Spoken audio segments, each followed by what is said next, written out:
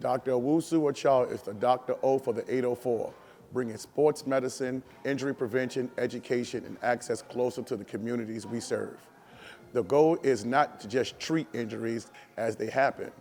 The goal is to help people move better, ask better questions, prevent what we can, and get the right care at the right time. Hello, Virginia high school sports fans. My name is Rick Stockel. I am co-owner and principal broker of Newman & Dunn Real Estate here in Central Virginia, and I am a very proud sponsor of BallinVA. Welcome to another episode of BallinVA. Today, man, got some great guests, and we're going to talk about the 804 recap of the upcoming 26-27 football season. So, without further ado, we're going to go over here to my right with Chris Powell. He's the host of Coach Couch Live, and he's a Hollis Springs Springer alum, so I know everybody would like that. Next to him will be Mr. Jack Fitzpatrick, host of Fitz the Bill on ESPN Richmond. Catch him at 8 to 10 a.m. He also does the play-by-play from the Mid-Atlantic, also co-creator of JMU Sports News. And we're going to skip over that guy over there. Yikes. He get that. He get that. We'll go to my man, Mr. Danny Lewis, Virginia Preps writer, Richmond Touchdown Club member, and he's a graduate of Verona High School. I don't need y'all to fight him.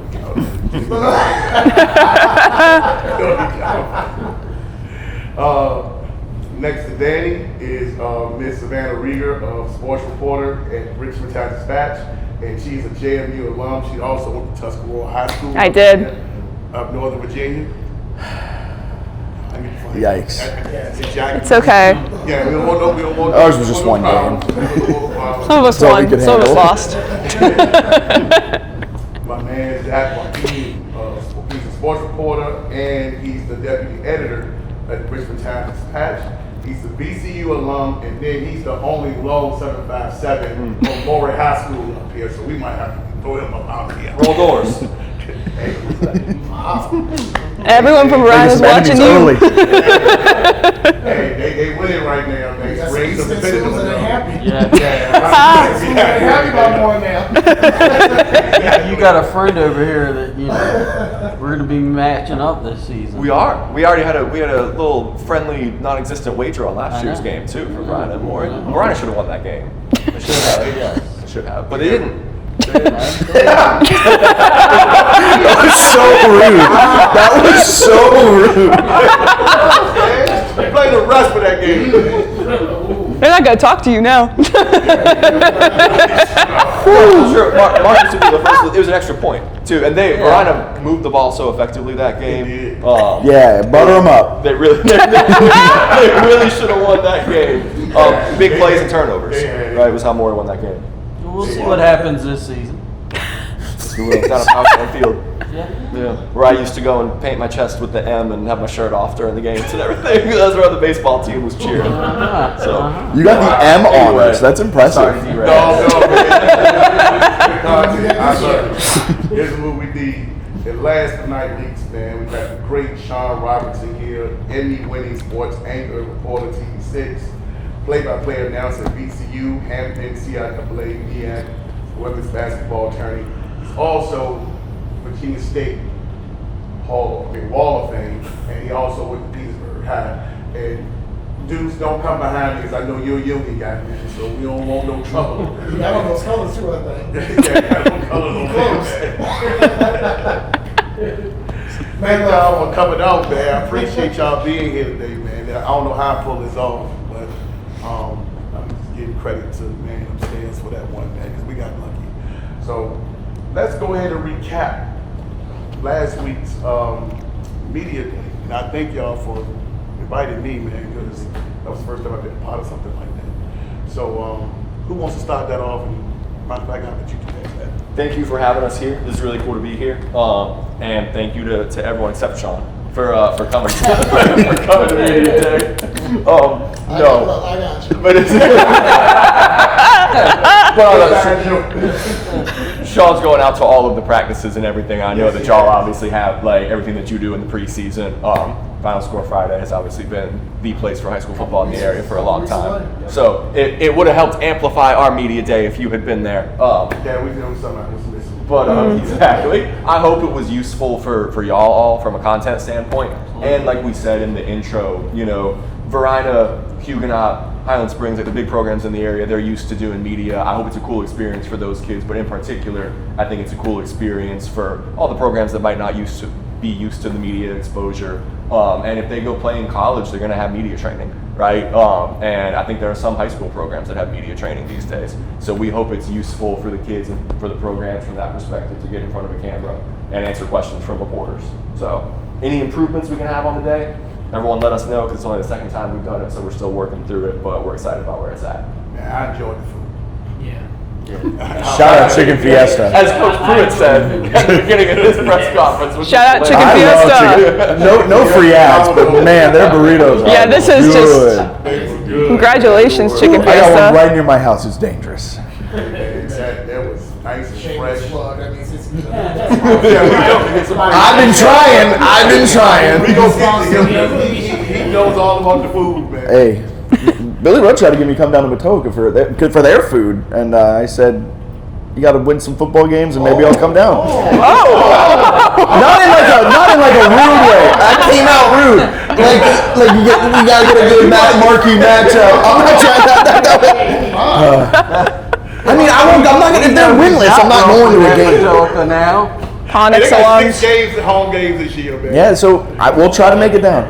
We'll try. I've heard they've got good food. They got a Huguenot won the food rating. Yeah, good thing. I might go down for the Louisa game. Where's the best food in the 804 though? It's Dinwiddie. No, it's not. It's I ranked He them feels all. really strongly Huguenot about is this. number 1. Huguenot finger fixins, they're number 1. Number 2 is Highland Springs, their fried pork chop. so good. Number 3 was I think Armstrong. Okay. Really good fried. You had a fried fish. bologna sandwich at Dinwiddie? They didn't have it in the playoff game. They didn't really. It was just like hot dogs and hamburgers, You know, which I were was good. They feed their media great. You know, I wasn't trying to eat. Oh, I don't do the media food. I go to concession stand. I am a regular person. That's different, Okay, yeah. so when you big time like that, I didn't get All none of that. right, all right. I grade the concession food. Maybe because I got there late. Maybe. It's already gone. They usually do a all the cookout concessions before. are outstanding. Yes. All right. Play in the middle. Someone has to finish last in the ratings. And who was last? I think it was Glen Allen. Oh, Well, there goes your top. What did you have with that? Their buffalo chicken sandwich. Which and it wasn't bad. It just someone has to be last. Not first last. That's what Ricky Bobby says. But all of them outstanding. Preach. good Preach. story. Story we need to write down. Give us story ideas. Savannah, anything you want to add on Media Day? Media Day's fun. I think it helps warm the media up, honestly, after a summer of lulling and figuring everything out. So it's fun. I was happy to be at the table this year. Last year I was in the room with all the extra interviews, so it was fun to be at the table and see everyone, and the kids get really pumped. I think we enjoyed photo captioning 200 photos That was tough. after Media Day, which was fun. Anyone's name wrong, and if we Please, apologize. I'm so sorry if I did. I was a little tired. But yeah, it was fun. I was happy to see everyone come out to Times, mostly everyone, come out to Times Dispatch Boulevard. Yikes! So we giving you a I hard mean, I was time saying no today. south of the river. Please, I'm sorry. I apologize. Did y'all see Thomas We Nail's were yacht represented photos? though. Yeah, SportsCenter Next posted those. We were saw talking that. about while you were SportsCenter factually Next late, posted Zach. those. Savannah and I already dove into Media Day. We did. We can talk about Dinwiddie at it. the You were in the track. parking lot. Dinwiddie was on the racetrack. Does anyone know whose yacht that is? Mine. Curious. Is yours? They pay me real good at ESPN Richmond. Well, they need to be number one then for the concessions then. They had good food. So it's the yacht, Fits the yacht. It's named Fitz.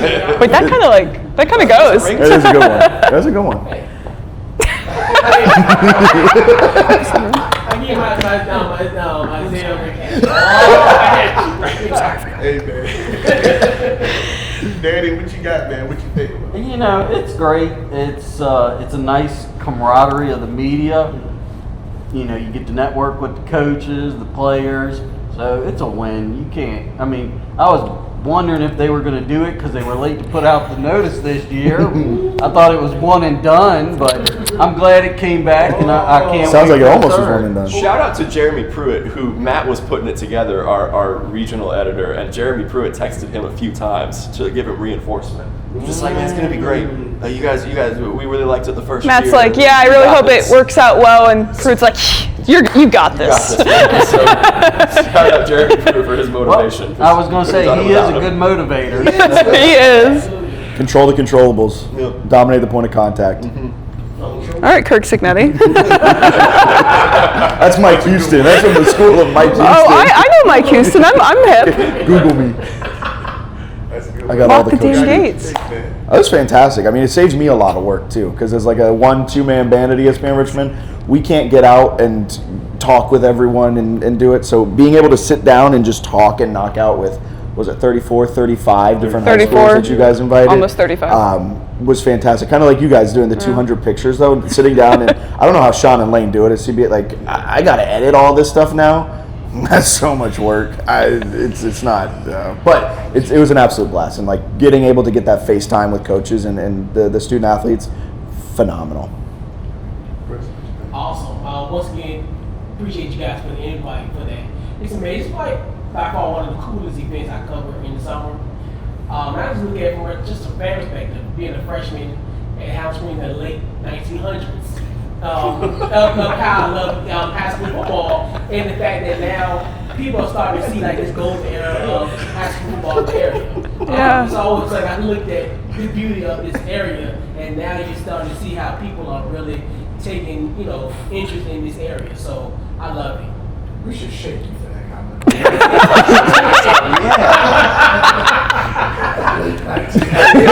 That was insane. I mean, hey, Oh my God. Well said. Oh, man. No, I thought it was dope, man. The food was great. Again, the late edition, I'm glad I found out about it. Thank you, Danny. Appreciate that. Thank you, Coach Harris, as well, for the shout out. Like I said, I was nervous, man, just being amongst you guys and everything like that. Y'all probably say that ain't true, but it is true. But I thought all the teams did well. I think y'all had everything set up. The timekeeper was good. Everything just flowed, So, and then I think all the kids and all the players and all the coaches, they answered the questions. So Shout out to Glen Allen, who was the one team that went up there without a coach. oh, that's right. It was just, they just had 3 players, and I was like, man, that's a tall. They were good Did they not talk. bring their coach? I was curious because at the breakout room, only couldn't the make players it. sat They there. did well. Yeah, he couldn't make it. That's good for them. And they talked well. They did. They were good. They did. Sean, we missed you. Are you missing out? You getting some FOMO?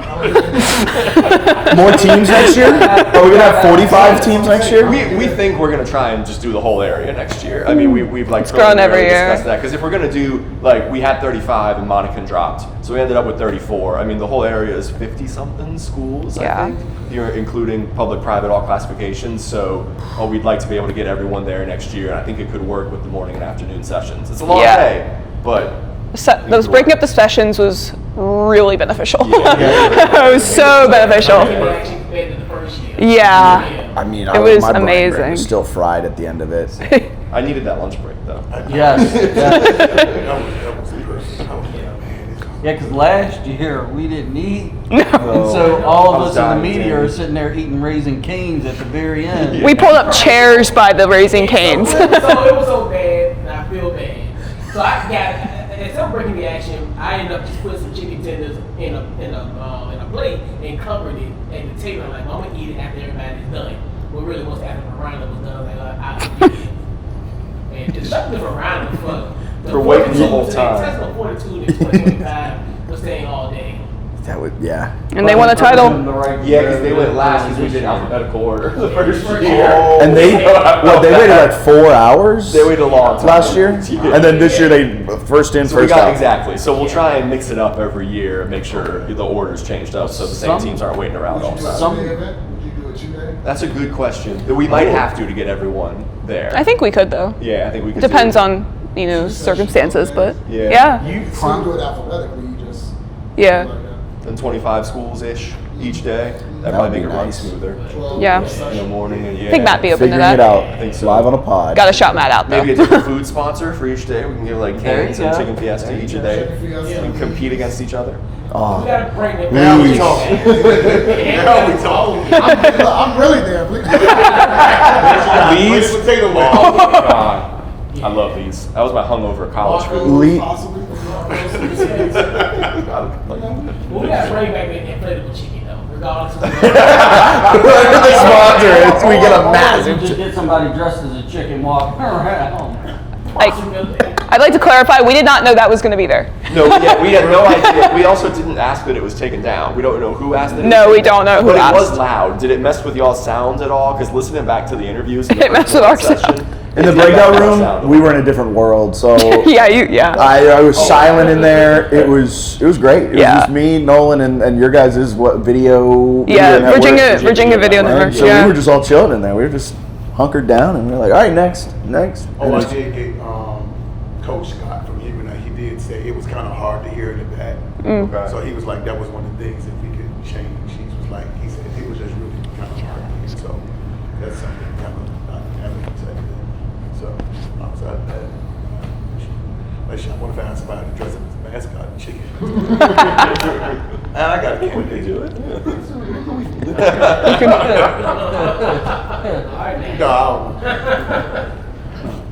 No, so what players that you will be excited to watch, or who will be a breakout player that y'all think that's going to have that year this year? Start with you, Zach. If we're saying breakout players and someone who wasn't already great last year, I think because there's a lot of guys that I think come to mind who are the top all metro players or recruits and everything that we already know are great players. So maybe somebody who's going to be under the radar a little bit. Yeah. I think Mechanicsville's going to surprise some people a little bit. I know Shane Reynolds was up there talking about how many seniors that they have, and they lost Brennan Ball, who was the workhorse out of the backfield for them last year. But they got a lot of seniors, and I think Camden Metzger their quarterback has gotten a lot of snaps over the last few years. So I think we could see some good things from that offense. Eli Maxey has been a two-way star for them for a few years, and his family's great, sending us stats and everything. So shout out to the Maxey family if y'all are listening. Oh, yeah. That's a couple that come to mind. I think that they're going to surprise some people with all the experience that they have. I heard the same thing. You guys say? I know he's like our top 20 class of 28 recruit, but it's Daryl Green, right? Yeah. Daryl Woodson. Yeah, That's what I know. yeah. NFL's in my head. Hall of Fame just happened, But Daryl Woodson at Herm, I think flew under the radar for me even a little bit last year because there's so much defensive talent in the area. But him and Hermitage all together, I think, are going to surprise some people. Obviously, they play in 5C, and with spring, that's who you kind of got to go through. But those boys are working. They were feeling really good at media day, and I'm excited to see them. Danny. There's a lot of players. I'm very high on Godwin, not to really compete for a championship, but I think they're going to have a big bounce back year. They've got a lot of experience. They got this kid, Braxton Purcell, who had over 100 tackles last year. I expect them to bounce back in a big way. Sean? I think Gross at Midlothian. Their quarterback. Yeah. Stole mine. So yeah. I want to say no. I talked to Coach Gross earlier. He's also about 25 pounds from last year. He's worked out here a lot. Yeah. I saw him today. He looks lean. He's probably about 205, so probably he's playing weight from 2 years ago. Oh, yeah. He's got a lot of skilled guys, a couple of transfers, the left tackle that was at signing day. Not sorry, the media day for Midlothian. Parker Brooks. Parker Brooks, yes. I think he was probably one that was under the radar last year, and if he stays healthy at 5 seed, I think, you know, if you could get 7 or 8, you're in that top tier. So I would probably say Gibson. And experience matters so much at the quarterback position Yeah, at the high he's school got a level. lot It's of hard to come Yeah. back, right? Yeah. He's got consistency with the coordinator that's been there as long as his dad has been there at Midlothian. So I think that's going to be key. Playing for your dad is always going to, you know, help, but he's invested a lot in him to get his body in a good college playing shape, because that's, you know, he's going to go to the next level. So I think he can go under the radar, kind of like Cam. And Mechanicsville can probably, you know, we won't see the big names, but I think you'll see Gibson probably move up to that top tier, I think, in the league. He's a good interview too, isn't Yeah, he? he is. Yeah, he's Really really fun good. to talk to. On the note of experience, I'm going to go with a quarterback that has no experience whatsoever, the Hopewell quarterback, Armstrong. I mean, I was looking at his list of P4 offers. Scary that he hasn't taken a snap in high school, right? And like Kentucky just offered him. I'm just infatuated with what like that could be. And so we're talking about experience. I'm going to go completely the other way and say a quarterback that has no experience at this level, and it's going to be fun.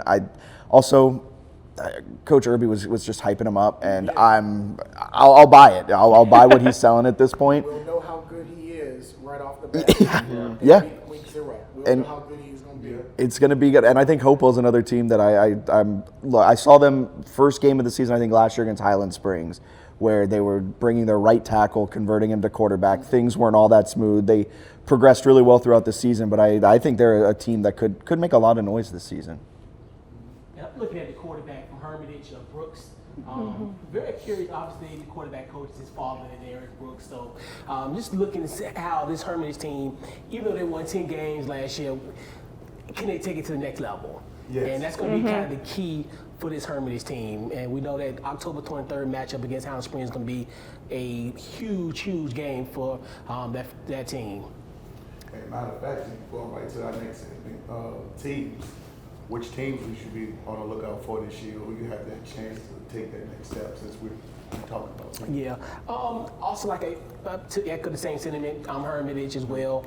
I even talked to coach during the media day, and just the emphasis of kind of what they've implemented in the offseason was really impressive to me. So I look at Hermitage as kind of that team that in that 5C is like, can they dethrone Highland Springs? Can they go in that Thanksgiving week potentially, that collision course potentially? Could they come out of 5C in their region? Some classic games last year, man. Yeah. These games. Yeah. Easily. Yeah. Yes. Jack, who you got? Verina, Highland Spring. No, just go through all of it. Just recite the Richmond Times Dispatch top 10. I'll hype them up. No, That'll get you in the game. just go through all of them. I'm still waiting on that Richmond.com. over there, guys. It's fine, whatever. I mean, there's so many of the teams that just had success last year, but I think a team that I'm really intrigued on was a person before we started rolling, Huguenot. Like, how are they going to break through? Can they break through? They've got so much talent on that team, and they have just run into a brick wall named Verina for 3 straight years. And talking with Coach Scott at Media Day, like, I asked him about that. Danny asked him about it last year. I asked him about it this year. And, like, they know that is their obstacle. They know that is what they're going to have to overcome. So how do they approach a regular season? How do they go through it all, knowing that they are a very good team and the end goal is to make it to a state title game, to win a state title game, but you've got to make it through Verina too. So, like, there's just so many subplots going on with Huguenot this season. And I like the fact that he doesn't shy away from it. Scott doesn't shy away from it. He knows. That's they don't even talk about it or anything like that. They know that in order to play in the state semifinals the first week of December, Yeah. you eventually got to go through Verona. They're the big dog at 4. And until that happens, you're going to hear it. And the only way for us in the media to shut it, to get shut up, is to beat them on the field. And we'll see if they get there on Thanksgiving weekend. And they start with Highland Springs. Then we're going to know. Big Just test. like last year. I know. He said that last year, like when they played St. Chris, they hit us in the mouth. We probably needed it. They run the table, and then they get to Verona. So maybe they flip it, they get the first win, and then they do it, and then we'll see what happens. Well, we always say from, at least on my BallinVA columns with Phil and Brendan, you win that, it's pretty much, in the words of Billy Mills, we won the state championship 2 weeks ago. No When they beat disrespect, that don't Warwick, right, when they beat Warwick, right? they Yeah, beat yeah, exactly. So that was I their mean, state tournament. Yep. so that's just me. Sean. I was gonna say Huguenot because that was the obvious one. You're welcome. Yeah, so we flipped it. I'm gonna say 2. Okay. I'm gonna say Armstrong, and I'm gonna say Petersburg. And I'm not doing this right. I'm not. I think you sold Danny's answer. Armstrong. That wasn't him being upset that you're. He was. And I say that because, I mean, both, well, St. Petersburg made the regional final. They hadn't done that in 2014. A lot of these kids played together in JV. They were coached by Jerome at the JV level. They all came up together. Now it's the fact that you are going to be one of the 100 in Class 3. They snuck up on a lot of folks. So now, excuse me, how do you handle that opponent bringing their A game against them? They're expected now to play on Thanksgiving weekend. That's now their standard. After that 7-win improvement, can they do it a second year and not sneak up on anybody with Peoples now at the quarterback spot? We'll see in week 6, October 9th against Dinwiddie, because that's their homecoming, and if they go 5-0, that's going to tell a lot about them. And for Armstrong, you've been at this point a couple of years. Yes. You've lost 19 guys, to college last year. Biggest signing class they've ever had. Yes. At Armstrong. Shout out to Peru. Couple of transfers. Now we're getting these schools, these players now going to city schools, going to Armstrong, going to TJ, going to Huguenot. Can they get over the hump? We've seen it a couple times, regional semi, regional final. Can you take the next step? Those are going to be the 2 that I'm very interested in, how they handle prosperity, and can they get over the hump, especially with Armstrong. Can this be the year we get up to a state semifinal? Kamari Cherry and Brennan Ball, right? 2 of those guys that came into Armstrong that I think a lot of people are really excited about from Matoaka and Mechanicsville, respectively. And then for Petersburg, Demarion Moss is a name that I remember from the last few years. Really talented receiver for them, the tight end. That's the other name I was trying to remember. Offensive line is going to be worked on, but it can solidify that, and Peoples doesn't make those big mistakes. I think they could be right there, but it's going to be it's going to be tough. They better do it this year, because in Class 4, that's going to be it's a challenge. So for them, that's going to be their motivation. Can we duplicate what we did last year, and can we take care of business in Class 3 before we make the jump? And I see Lee Taylor to me. And they're going to go to 4. Right.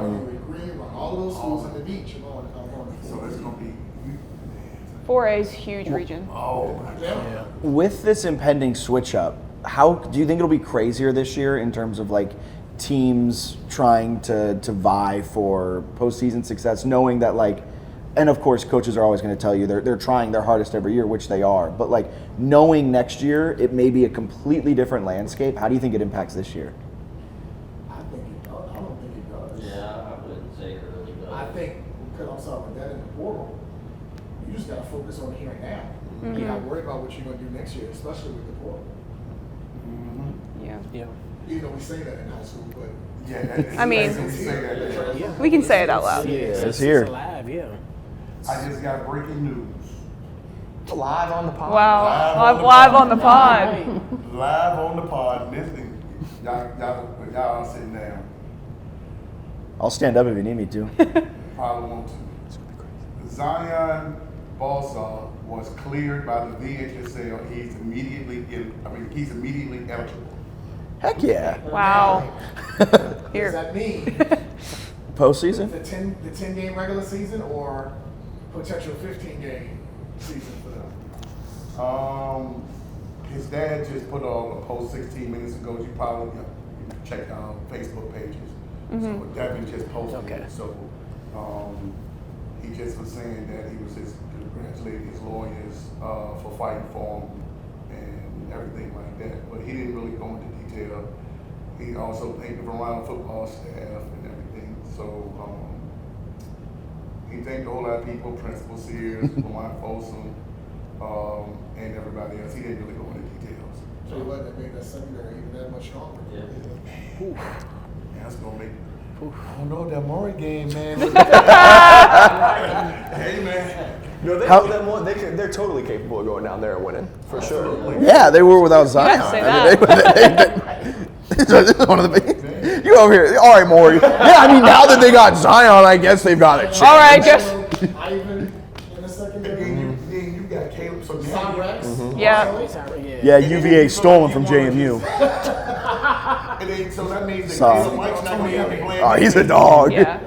Which it seems like we asked him about that at the commitment ceremony, that he wants to keep playing both ways, but it seems to me like it'd be best for Verina to save him a little bit. Yeah. And because it makes me think of Nick Lewis at VCU last year, who just has that competitive motor that he always wanted to be out there, and the coaching staff midway through the year had to kind of rein him in a little bit, and that's why he hit that freshman wall. Like, Caleb's just such a great competitor that he wants to play every snap. But I think we probably all agree that it'd be best for Verina to limit him a little bit. And I think seeing when he is healthy, what they can do, and the year before when he got injured in the state final, it was like it's a different team. Yeah. I wouldn't be shocked if a couple of packages probably worked on for Zion Zion, as yeah. a quarterback. Oh, yeah. Give Caleb a little rest. Like if that opponent had a long drive against them, you may see Zion play a few snaps. Right. Quarterback to kind of get a little rest. Yeah. for the next Wildcat it up. season. You have to. There's not do at quarterback. Yep. There's not going to be a drop off. So I would. It wouldn't surprise me to see him 2-3 series a game. But his sole focus is going to play DB at Richmond. He committed. Yeah, I was about to say he committed to Richmond as a DB. And now you're going to have to game plan. So now you're Maury or Oscar Smith or anybody else. Now you're going to have to look at the tape. Yeah, spend time in the week with because that. you don't know Yep. what might happen. Yeah. So good luck, Maury. Now they got Zion. Now they got a chance. All right. It's going to be amazing. Circle Thanksgiving weekend. This football season, man, we ain't even start yet. It's just got, oh man, Danny, what you got, man? What you got? Well, these three took my answer, so I'm going to go with the obvious, and it would be Verina, who we were just talking about. Classic alum. After someone said Petersburg. There's a specific reason, and it's curiosity. So at Virginia Preps, we have message boards. People talk on message boards. I read the message boards. And there's a lot of talk from fans, not Verina fans, but just outsiders, that are painting Verina as a villain. So how does Verina handle that? You know, they're usually the hunter. They were up until 2021 the team that was the best team in the area not to win the state title. Now they're kind of viewed in a different vantage point. And how do they handle that? How do they handle replacing pieces from that stellar defense last year? They've got pieces, they've brought recruits in, but it's an interesting story to follow as to how that unfolds for them. And obviously the Zion news is a big part of that. The big thing is going to be who is in the middle on that line defensively. Yes. Who replaces Bull? Yeah. Yeah. Because he was a game runner. Oh, man. What he did to Dinwiddie in the playoffs last year? What he did to every team that he faced off against last You year? didn't have to get the sack, but you had to have at least two guys on. Yeah. And that left a lot of one-on-one matchups on the edge, linebackers coming. So who is going to plug up the middle for doing it? And I'm assuming Bull's brother, right? Is that right? Yeah, I think his brother. The brother plays defense. So Yeah. he might fill that spot, but if you get half of the production from anybody in that spot, to get Hudson, RJ, and those other guys coming off in that secondary. And that's secondary. Hudson's a scary player too. Yes. What he just learned, not just learned edge, but like he's newer to playing that position, and he Clemson commit already. He's gonna play some linebacker for them. That too is, this year, they if said. he takes a step forward in his development, like defensive player of the best defensive player in the He's got area, potential, without a for doubt. sure. Wow, even that. But that's what Dinwiddie for Verina is. Yeah. Who's in the middle? Who is going to plug up that middle? Get the two guys up front on the opposing team's offensive line. They can do, like I said, half the production. That's a scary 11 again for Verina. If you can get half of that production up front.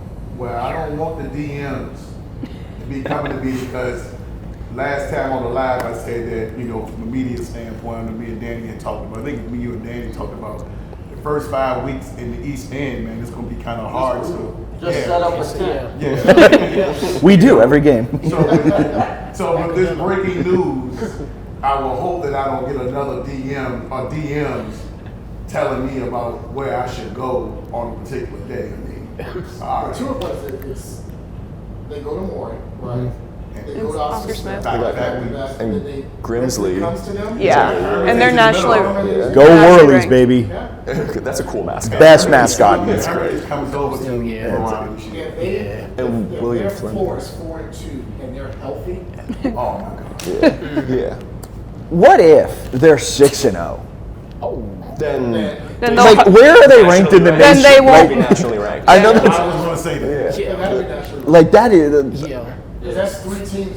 I mean, Grimsley probably be national, right? Yeah. They are, I Yeah, think. they're in the Oscar Smith is 70s. going to be maybe honorable mention. Yeah. That's- something like that. If they win all 3 and 2 of them on the road, Man. They take it down state champions from last Yeah. year. In 6, Top 5. 3 state 6 and 5. Oh yeah. 3 state champions in a semi-regional, semi-final. But yeah, 4 and 2 would be amazing for that. But like, 4 and 2, and let healthy. yourself- That's something they gotta be You healthy. gotta be healthy. That's what Coach Lou key. said. And, yeah, that's what he was saying. The biggest challenge for the team is to stay healthy. Yep. During the presser, for sure. Yeah, because the Maury game, they was cramping up. They said they had a pep rally that day. And they just you know those pep rallies. pep rally. Wow. And so Paul got injured in one of those games. Yep. He did. Yeah, that was the Norcom game. Yeah, for the benefit they won without him. Jesus and cleats. Yep, Jesus included. Sir Paul. At man, West what a- Virginia. That's going to be the thing. Can they stay healthy in those first Yeah, that is. And their floor is 4-2. I'm just saying the floor. Yeah, no, They yeah. go 6-0. That's a whole different If they go 6, That's like, one- So if they lose 2 games, what would be the 2 games you think they would lose during that stretch? Anybody? Grimsley and Maury. I knew he would say that. But that Oscar is Smith's Grimsley and quarterback now. Oscars. Yeah, I'm sure Oscar Smith has got great depth, but I believe their star quarterback is injured. Yeah, that's for the true. year. Right, so They started the freshman quarterback. Yeah. And He I looks think, the part. yeah, he does. He looks the part. They say he's 13 or 14 years Yeah, old. he looks the part.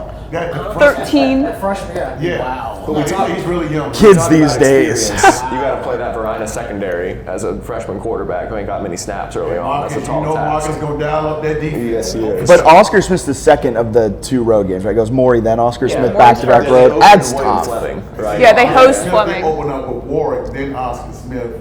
Oscar Smith, Verona. Then they play Indian River the next week. So that kid, then King's Lord. 4. Yeah. So that kid got the first 4 weeks for him. Good luck. Trial by fire. Good luck with that one. Back with dinner. So, man. I'm gonna 180 a little bit here. Let's go to class 2. I like King William and I like TJ. Okay. I love it. Okay. Keyshawn Hill for King William is the real deal. Especially he does everything. He's played quarterback like his whole career. Only like one. He said there was like one time, and it was like maybe a spring season when he wasn't playing quarterback. And he's gonna do it again, and he is even more dangerous on the ground than in the air, and that can carry a team.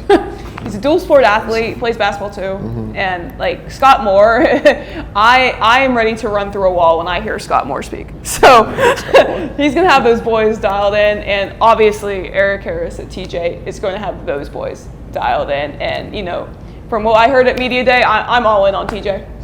Okay. Shout out to TJ. I'm all in. Coy Brown, I believe.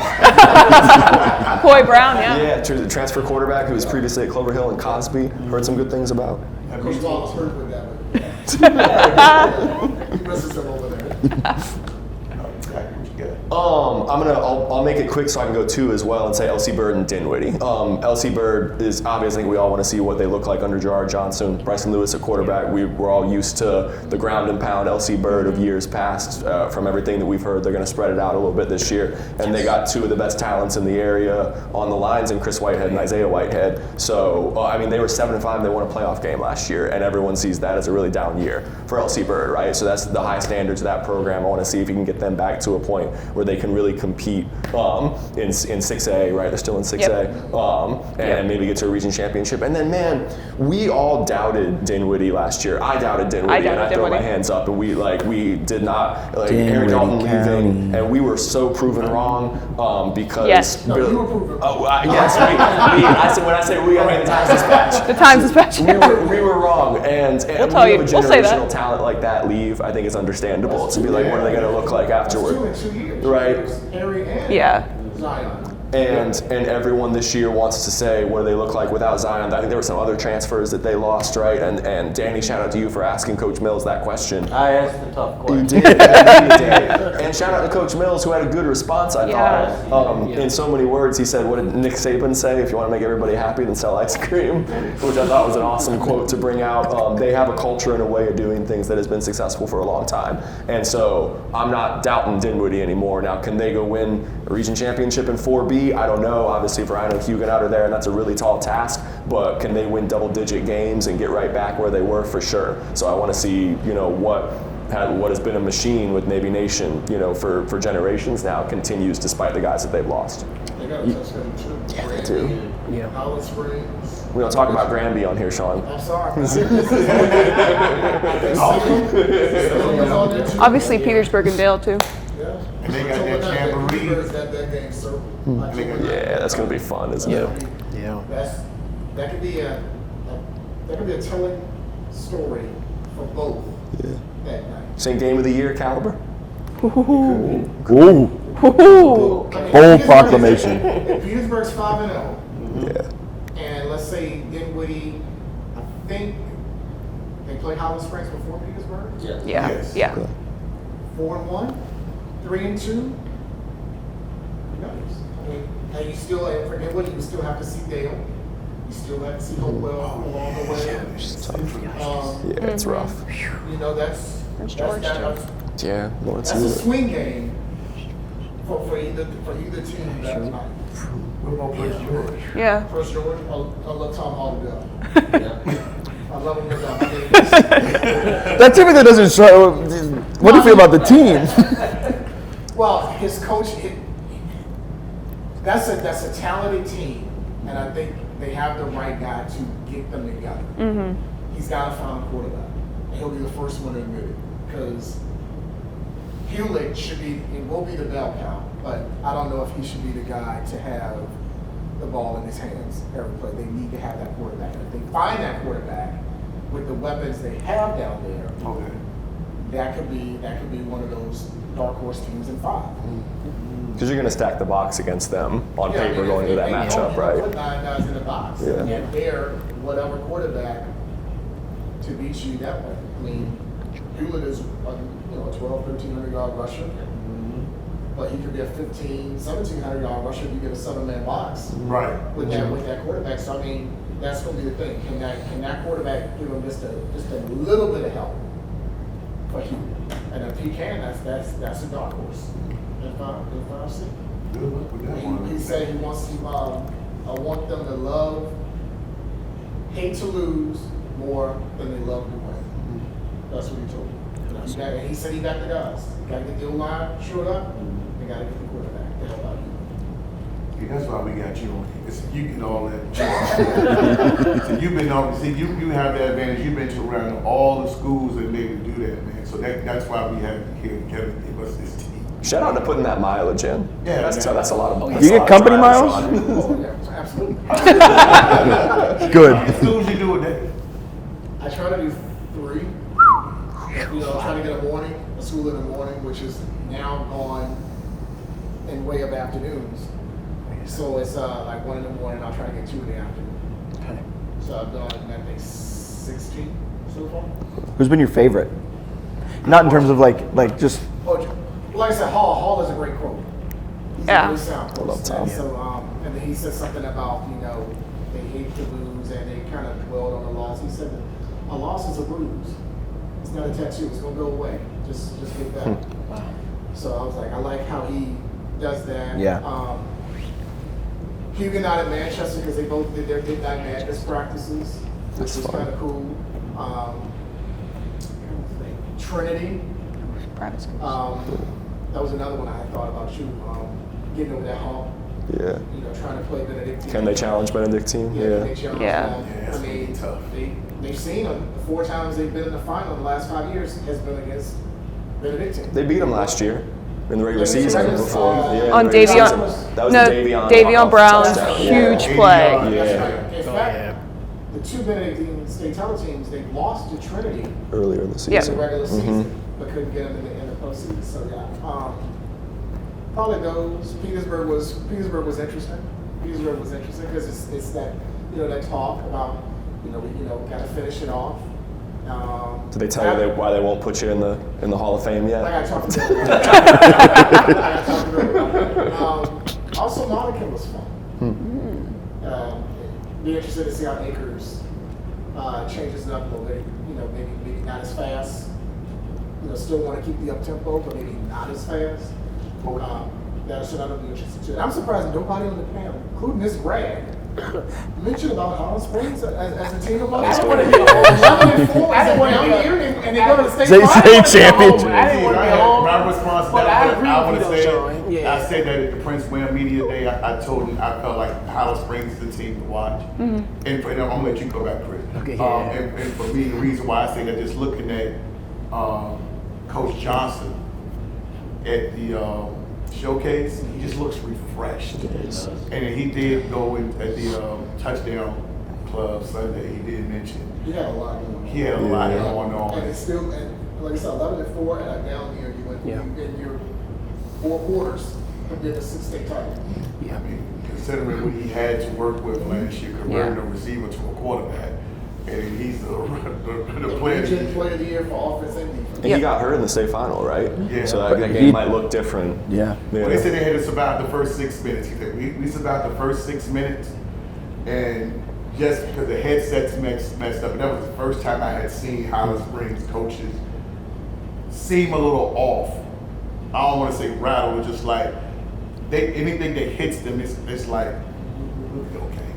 Go back to the Manchester game with Landon Abernathy had, it was a 23 that year. They came, it was 42. Yeah. And it was like, oh, Manchester's actually going to win this game. And I looked at the coaches on the sideline, they just didn't even seem phased, like, oh, we got this. It was like, Been there, done that. they've been there, done that. Yeah. They do always have And, that. yeah, and I was gonna say it, but I didn't want to be a homer. But This is your time to put the homer hat on. Dang, have both already been homers on But this that's the thing. podcast. The House Springs, And Sean. they're another team. Except We Petersburg. count them out. We think about a kid that has 9 lives. House Springs on their 7th, 8th life, and they're gonna always continue to scratch and claw at it. And like you said, many people look at it as a down year, but like you said, they made it to the state championship.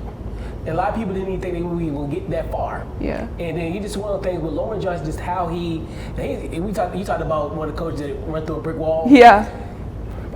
I would run through a brick wall. I'm a middle-aged man. I would run through a brick wall with Lauren Johnson. And just seeing how, like you talked about it. I know you talked about how you look refreshed during the presser, and then even I had an opportunity to talk to him, and just like you said, that optimism, and it's just like, man, like I would run through a brick wall for this man, and I couldn't imagine, the players and how they are with him. So yeah, you can never count on the House Springs team, never ever at this point. We have a quarterback now. Yeah, With Deshaun all due Chisholm. respect to every coach that I've covered, I will stand by this statement for eternity probably. There is no better coach that I've seen that can adjust in game as well as he can. What I say to you the other day at work, I think I said, there's just nothing like the feeling of talking to LJ in the cold December game and seeing the breath come out of his mouth and just know that, they're still in these playoffs. They're still going. And yeah, to your point, I thought about that on players to watch too. Deshaun Chisholm, who had a good year at Meadowbrook last year, who's at Highland Springs now. And if there's been something that's limited them in recent years, is not being able to push the ball down the field offensively, right? And so if he can slot in under center for them and do that, then that adds another element, and they could be scary. He was underrated with really good weapons at Meadowbrook, and now you bring him in there with the standard that Highland Springs has and the weapons they're going to have. Yeah. The guys were saying that this has it was either 2016 or 2017 field. after the big names left Dinwiddie, I'm sorry, I keep saying Dinwiddie, Hollis Springs with Wallace and Dortch and Becton. Dortch. You were saying this team has that 2016-17 feel. Like, under the radar, not a lot of people thinking they're going to do a lot, and then they win that. It was that third state title in a row. He said that this team has that look. And the coaches told me Saturday, they said, you gonna get them, they said, you better get us this year. Because that junior class that they got, you get a quarterback for 2 years. You see their offensive line? Massive. Huge. All he needs is a little time. Yep. Because he can beat you with his feet and with his arm. And they say he's fast. Yeah. Yeah, so let's go move on to coaches. Zach, we're gonna start with coaches. I mean, Billy Rudd was the surprise last year with Meadowbrook starting off 4-0. And it was the coach of the year, voted coach of the year. So what coaches you think that might take that step this year? It's interesting I want to see what he can do at Matoaka, right? I mean, they've lost a lot of pieces from last year. I think we all believe in what he built at Meadowbrook and his ability to continue that momentum to a Matoaka program that he knows really well. Stutes is still there. He's got all the infrastructure and support there to win. They play such a tough schedule. And they lost so much from last year, so it's tough to see them hitting the ground running immediately. But I think we all believe in that long term, that Billy Rudd can succeed there. Other coaches around the area, I double dip and kind of want to take my hat off to Billy Mills at Dinwiddie because we all want to ask questions about everything that they lost in the offseason, right? But I'm done doubting them. I feel like I learned my lesson last year, and I loved his messaging so much at Media Day. And so I believe in their ability to, the standard is the standard, and to maintain what they've done. I love games there so much. We talk about the At Dinwiddie? Yes, all the time. Man, it's a hike to get down there. When I started, there's a whole story here. When I started at the Times Dispatch, Zach's like, you gotta go to Dinwiddie. There's a big Civil War cannon. I'm like, what do you mean? There's a cannon at this game.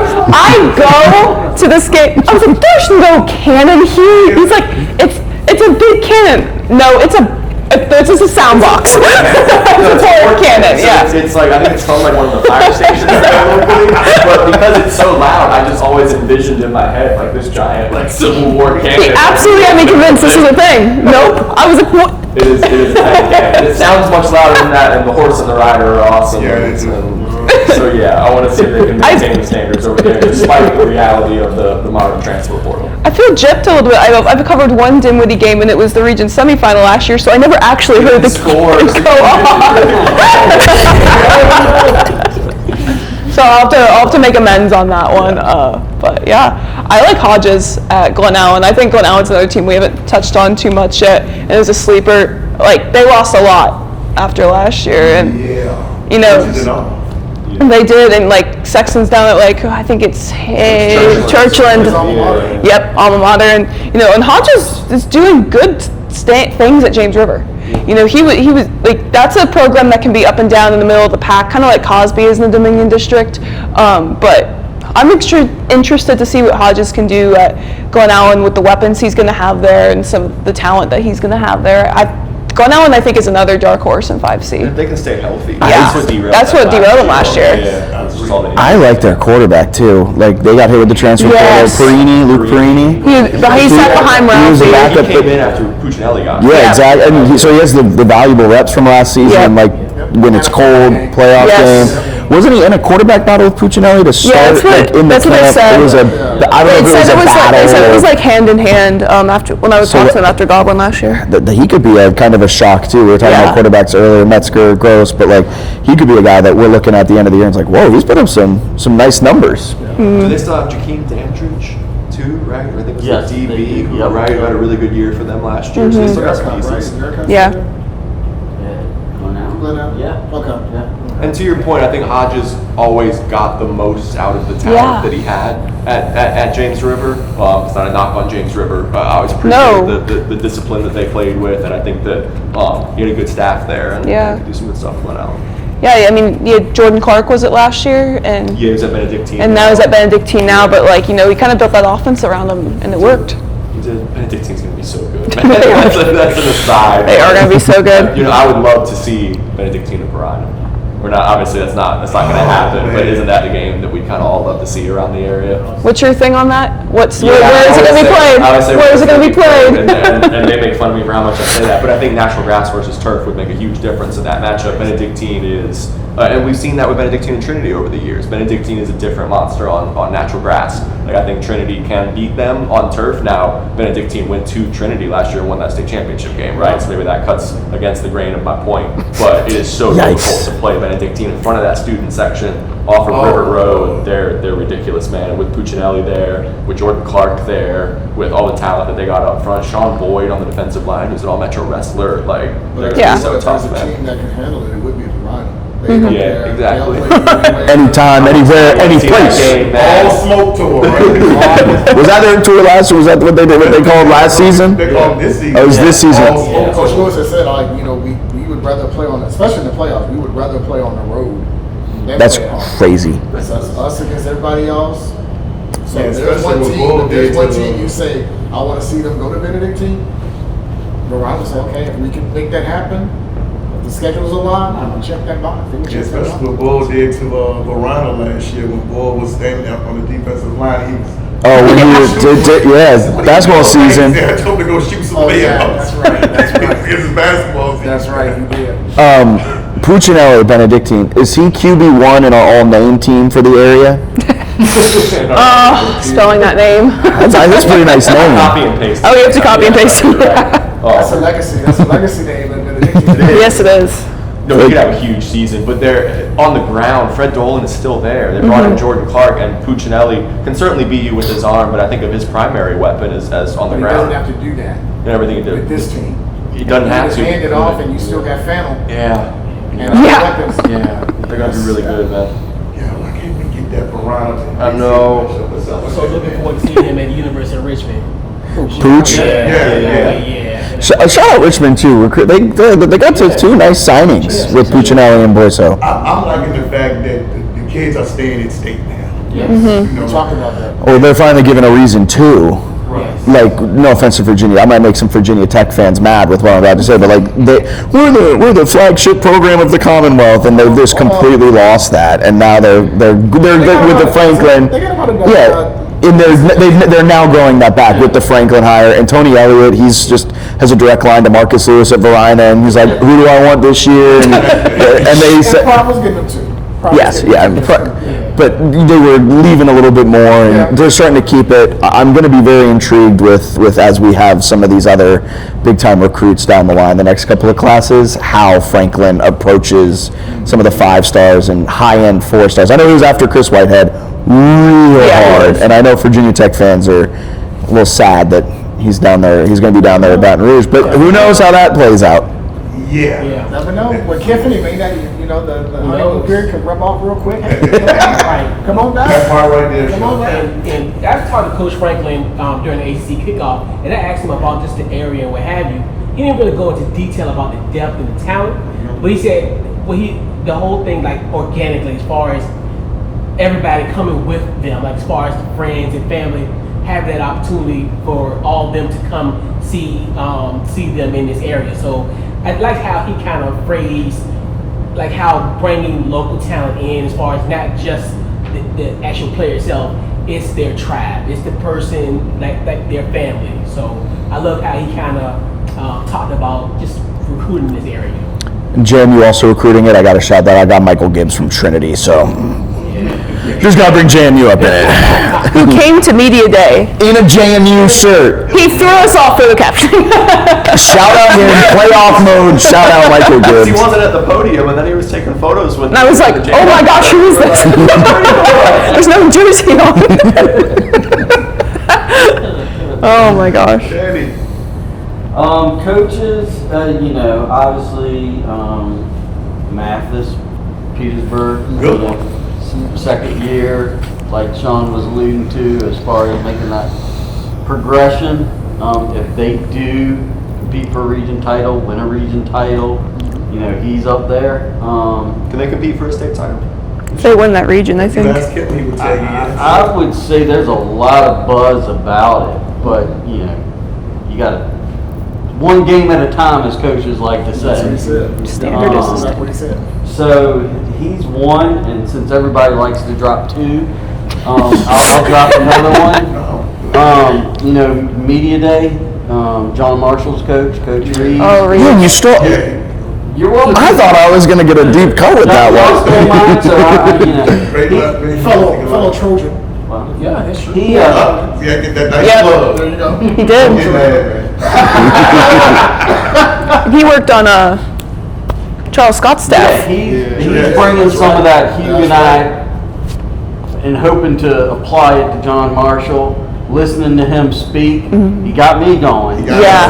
They got new helmets. And Yes. I know that matters. We talked about that, yeah. They gonna look good. Exactly. Yeah. It's like what Armstrong did, put right in those new uniforms. And I do like the fact that they're going to have games at home. So, Yes. so that's Yes. another thing where I think that's going to be a huge difference for this team as well. Yeah, get the community involved. Yeah, like you talked about it, Lee, as well, like in the media as far as like just that whole culture of just the pride of John Marshall. So like you said, kind of bringing that kind of back. Definitely something like you said, something that make you like, okay, yeah, something's different here. They're gonna show out over at Northside, I believe that. Let's hope so. Yeah. I'm gonna go with Kurt Von Bargen. At Merritte. Can he win a fourth? Can he win a fourth state title? We talked about the talent he's got. Got a couple of transfers coming in. Probably, QB1 is Puccinelli. Can they be? I think they'll be the first in that division Yeah, to they win will. four straight. They similar with Trinity lost. Right. Can they? They'll see in week 2 because they'll get Trinity at home. And should they meet in the playoffs, so that'll be one to watch. And I'm gonna go with Kevin Tucker. At That's a Thomas good Bill. one. Yep. It's 3 of the last 4 years. I think they've won at least 10 games. They got over the hump, beating Manchester to Yes. make a regional final. With Edwards out of the mix, and Oscar Smith, Class 6 is looking a little different. If Jessup stays healthy and the dark zone defense helps him out, and even though they lost Lomberger and Mike Davis. Mike Davis and Michael Dexter Flowers, Dexter Richardson. they lost Dex and the other receiver that went to Campbell, and his name escapes me, and I apologize. Go fighting camels. But yeah, but he's got some weapons. And they've said it. This is, if we got it, this should be our year. Without, and have Oscar Smith come to you if you're that 1 seed. Yes. That will be the thing. If they can get that 1 seed in 6, now a beach school, whatever, come to Carpus Field as opposed to going down to the 7th outside. They got a yacht too. They got a yacht. So they could, in theory, they could just find their way through the river system and get down to the beach. Stop at Hopewell on the market. But yeah, to me, Von Bargen and Tucker will be two. I mean, all of them you watch out, but can you win 4, and can Thomas Dale get back to the States in 6? Good. Y'all own it so far.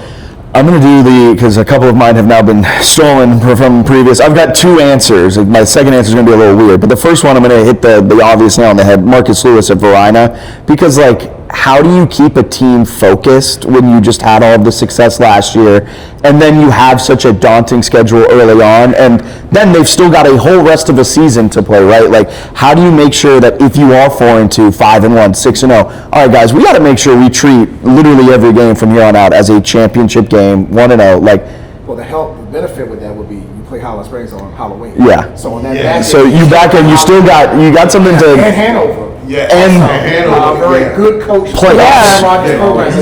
Sam Rogers is a good coach. Yes, so that helps. Yes. I think the schedule helps that they say, okay, we can cruise. No, you can't cruise after those first. Yes. 6. You still got some. You got some and landmines. you got some landmines, and then how do you just keep the team focused? Because all the success they went through last year. So I'm very intrigued with how that plays out. I think it's a more difficult coaching job than we may necessarily think when you see all of the talent, because you got to keep them locked in through the season. And Coach Rogers was the other one at Hanover. I was going to say, that dude is the most intense coach I've ever talked to in my life. Does not break eye contact. Whew! And you ask him a question. I said, just you're in media day, right? And you're just kind of asking questions like, oh, what games are you guys excited for this season? He goes, what day's our first game? Yep, that one. And I said, honestly, Coach, I thought you would have said your scrimmage. She goes, oh, I forgot about that. That's the most important game on our schedule. And I was like, I walked myself into that one, but his intensity is really fun, and Hanover is a very, very, very good football team. Joel Nicholson, I think he likes his quarterback. Oh, he said he's the most accurate quarterback that they've ever had at Hanover. So Lane Zygot too. But they've always been dual threats. They not, not been able to stretch the field. That says a lot, though. To have he's high on him. Yeah. Chris, what you got? Coach Scott and Huguenot. I think he's one where if they can get over that hump, especially if they get that road win against Highland Springs on Labor Day weekend, that's going to raise some antennas in this area. And if he get over that hump, and that's the thing about this, because he's there, he's at the doorstep. His 10 toes are there. They just can't get through the door. I mean, Merritte didn't score in the second half in that playoff game, man. You got to build. That's something you can build on, right? Yep. Yeah, and I think that's where, almost to kind of Jack's point, where how do you get that team when you're this close to get higher and higher? And I think this could be an opportunity for him to kind of get these guys and say, hey, we were there. We just need a little bit more. And I think that could potentially be the coach of the year potentially. We haven't talked about their players a whole lot because it feels self-explanatory, right? But Avion Lewis, Charles Scott Jr., Jamar Kane, they got some of the best talent in the area. Yes. So Bigelow could be dangerous on that line too. Yes. His coming out party was that Manchester game where he just. that's the key for them, isn't it? Up front, Yeah. if they want to be able to beat Ryan at the end of the year. And take Scott that likes next that. step in the Scott likes trenches. the old line, Yeah. and you get some other parts and let Bigelow kind of roam, kind of like Dabney Yeah. did last year. That'll be good. That'll be interesting. If they beat Highland Springs, that's a big if. But I think we would all, not assume, but Manchester's on there with the Dominion District schedule, right? But they could be undefeated by the time they run into Ryan at the end of the year. For sure. If they and get the 1 seed. And you can win. It's at Highland Springs, right? Yeah. You can win at Victor W. Crider Stadium. That's going to give them the confidence, to going through the rest of the year that they can, when it comes playoff time. And then they'll be Holland Springs' biggest fan. Yeah. Yes, the rest of the year. Yes, they will. Yeah. And If I could add a third, I Right. was going to say Mickens. I mentioned Yeah. about Martin, but Mickens, because you got the talent there. You got Scogan back for a second-year Yeah. starter. You got Landon from Manchester over there. You got the Bullet twins over there. You got the weapons. The question is going to be how they. Also, Landon didn't get it. I get that one. Breaking news, how about that? But no, but the thing is going to be the offense, because the RTD, stole Malcolm Bell, so he's not the OC there. He's a correspondent. He's a correspondent. Maybe Paul's not so bad. How was that offense? That's going to be how is that offense going to look? Is it going to be the Malcolm Bell? They're going to be principals of Malcolm Bell in it. Who's going to call the plays? Are they going to be spread? Are they going to be more power? Is it going to be a mixture? So if I had a third, I would definitely say Nix, because he said the same thing like Billy and probably like Scott. We got to get over the hump. We've seen them twice the last 2 years in a state title game, and they've won it.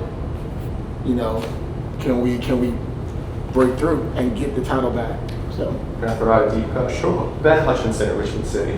Are they gonna win a bunch of games? Probably not. I have all the respect in the world for just him getting the participation up No question. in that program and getting it in a healthier place. And you're hoping to write about this soon. Yeah. They're gonna play games at Midtown Green this year. First two.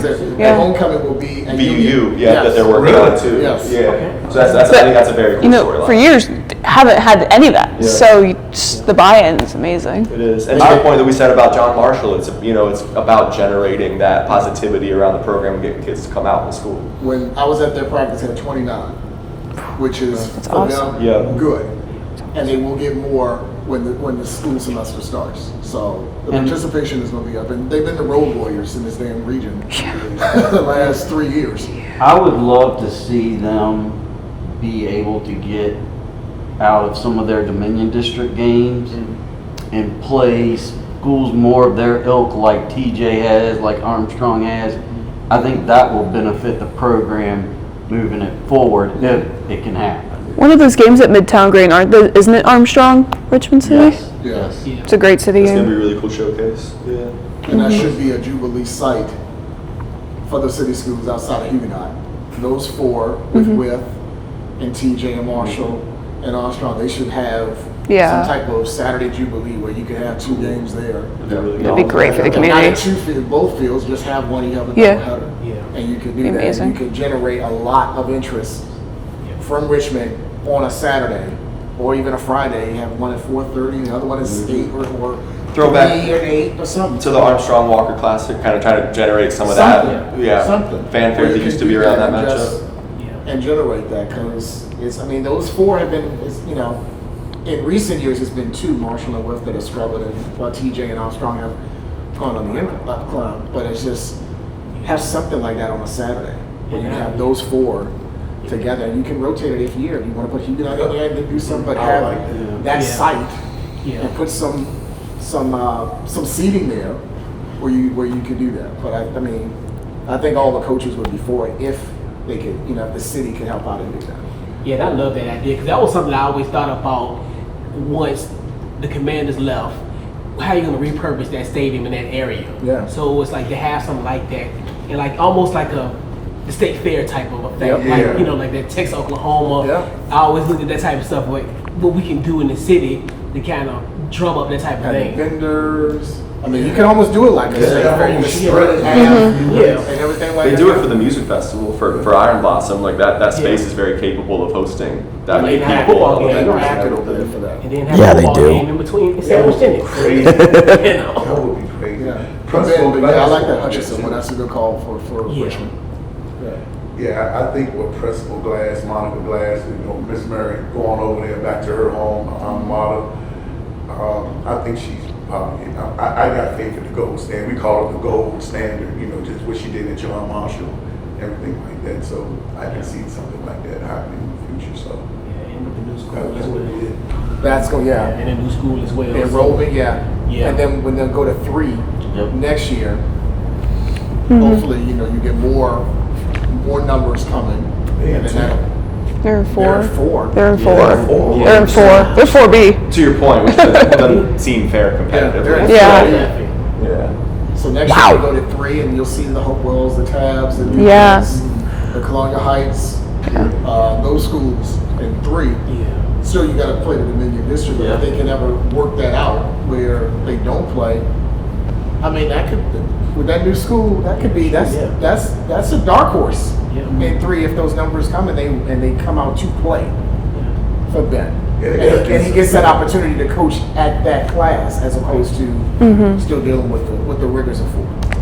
Yeah, they gotta do something about the Dominion District, man. That's just, that one game conference thing, man, that's just Well, you're not going to have an out of conference with New West Ridge. Western Ridge coming in also next they're year. going to Dominion. So Yeah, they they'll don't be- have to play each They'll other. be 5C in the Dominion Yeah. District. Yeah, so you'll have 11 teams in this Dominion District. So I thought Bird was leaving.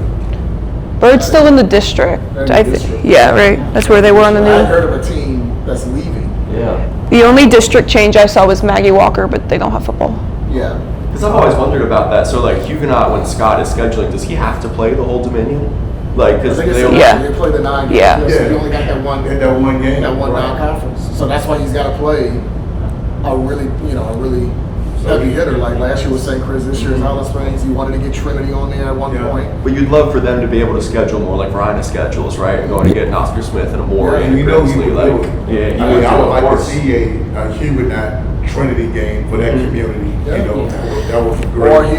Huguenot Maury or Huguenot Oscar Smith. They want it too. Yeah, Huguenot would do it. They do They it. would. But the guidelines, the strict guidelines of the Dominion, Yep. you got to play your 9-game schedule. That It's tough. that's got to be I mean, that's a disadvantage for those teams. Yeah. Because it's In not preparation come playoff time. Yeah, like Verina's getting all these massive tests. A lot of these teams around the area get to have these massive tests, and then you're in the Dominion District, and it's like, oh, you get one. And then there are good teams in the Dominion District, so you do get tests there. But it's like, oh, you want to play Oscar Smith? Nope, sorry, you got to play someone in your. No, mid 2000s, you had Monacan, Manchester, Bird. Those were the big three. And then Huguenot, then you had the other ones. You had that second tier. Now it's like you got Huguenot. You could say Huguenot is your one. Bird, Manchester, Powhatan, Mid-Low is probably your tier two. And then you got the other ones that are gonna fight. They're gonna play competitively. But can we get 500? Can we get above 500? Because a Huguenot Richmond City game is not good for either side, No. right? So what are Huguenot gets anyone nothing out of that game? out of it. Exactly. Because if Richmond does go winless, you get no points Yeah. out of it. So it hurts both of them at that point. And then you think about it, if they win that, let's say a crazy number, that could bite them in come playoff seeding. And if they're undefeated, let's say they go 10-0, hypothetically, and Verona is 8-2, 7-3, but they get all of those bonus points and they get above them in the Then you're like, ranking. what are we like? Our hands were tied. Like we could have been a better. We just didn't have the opportunity to prove ourselves. And Yeah, if you look at that, Bowen could Yeah. easily go undefeated. You could look at Grimsley. So that's for those bonus points. yeah, Comes And then in. even when you play Holland Springs and there's 6, Right. you get a couple of 6s in that mix. Yeah, I forgot all Lloyd's a that. 5, right? Yeah, Oscar Smith was 6. Oscar Smith is 6, so you get 2 6s, a 5, and Grimsley in their points. Good for Verona putting that The capital that's the district. takeaway. The That's capital a- district allows that because, like, for those Henrico schools, they only have to play the Henrico schools. They don't have to play the Hanover schools. So they don't have to play the whole district. We know we don't see Highland Springs match up with Mechanicsville. We don't see Patrick Henry and stuff like that. So that opens up the ability to do that you just don't have in the Dominion District. Armstrong. Yep. Armstrong would like it now. Yeah. But you don't put. You don't have one's to. So good.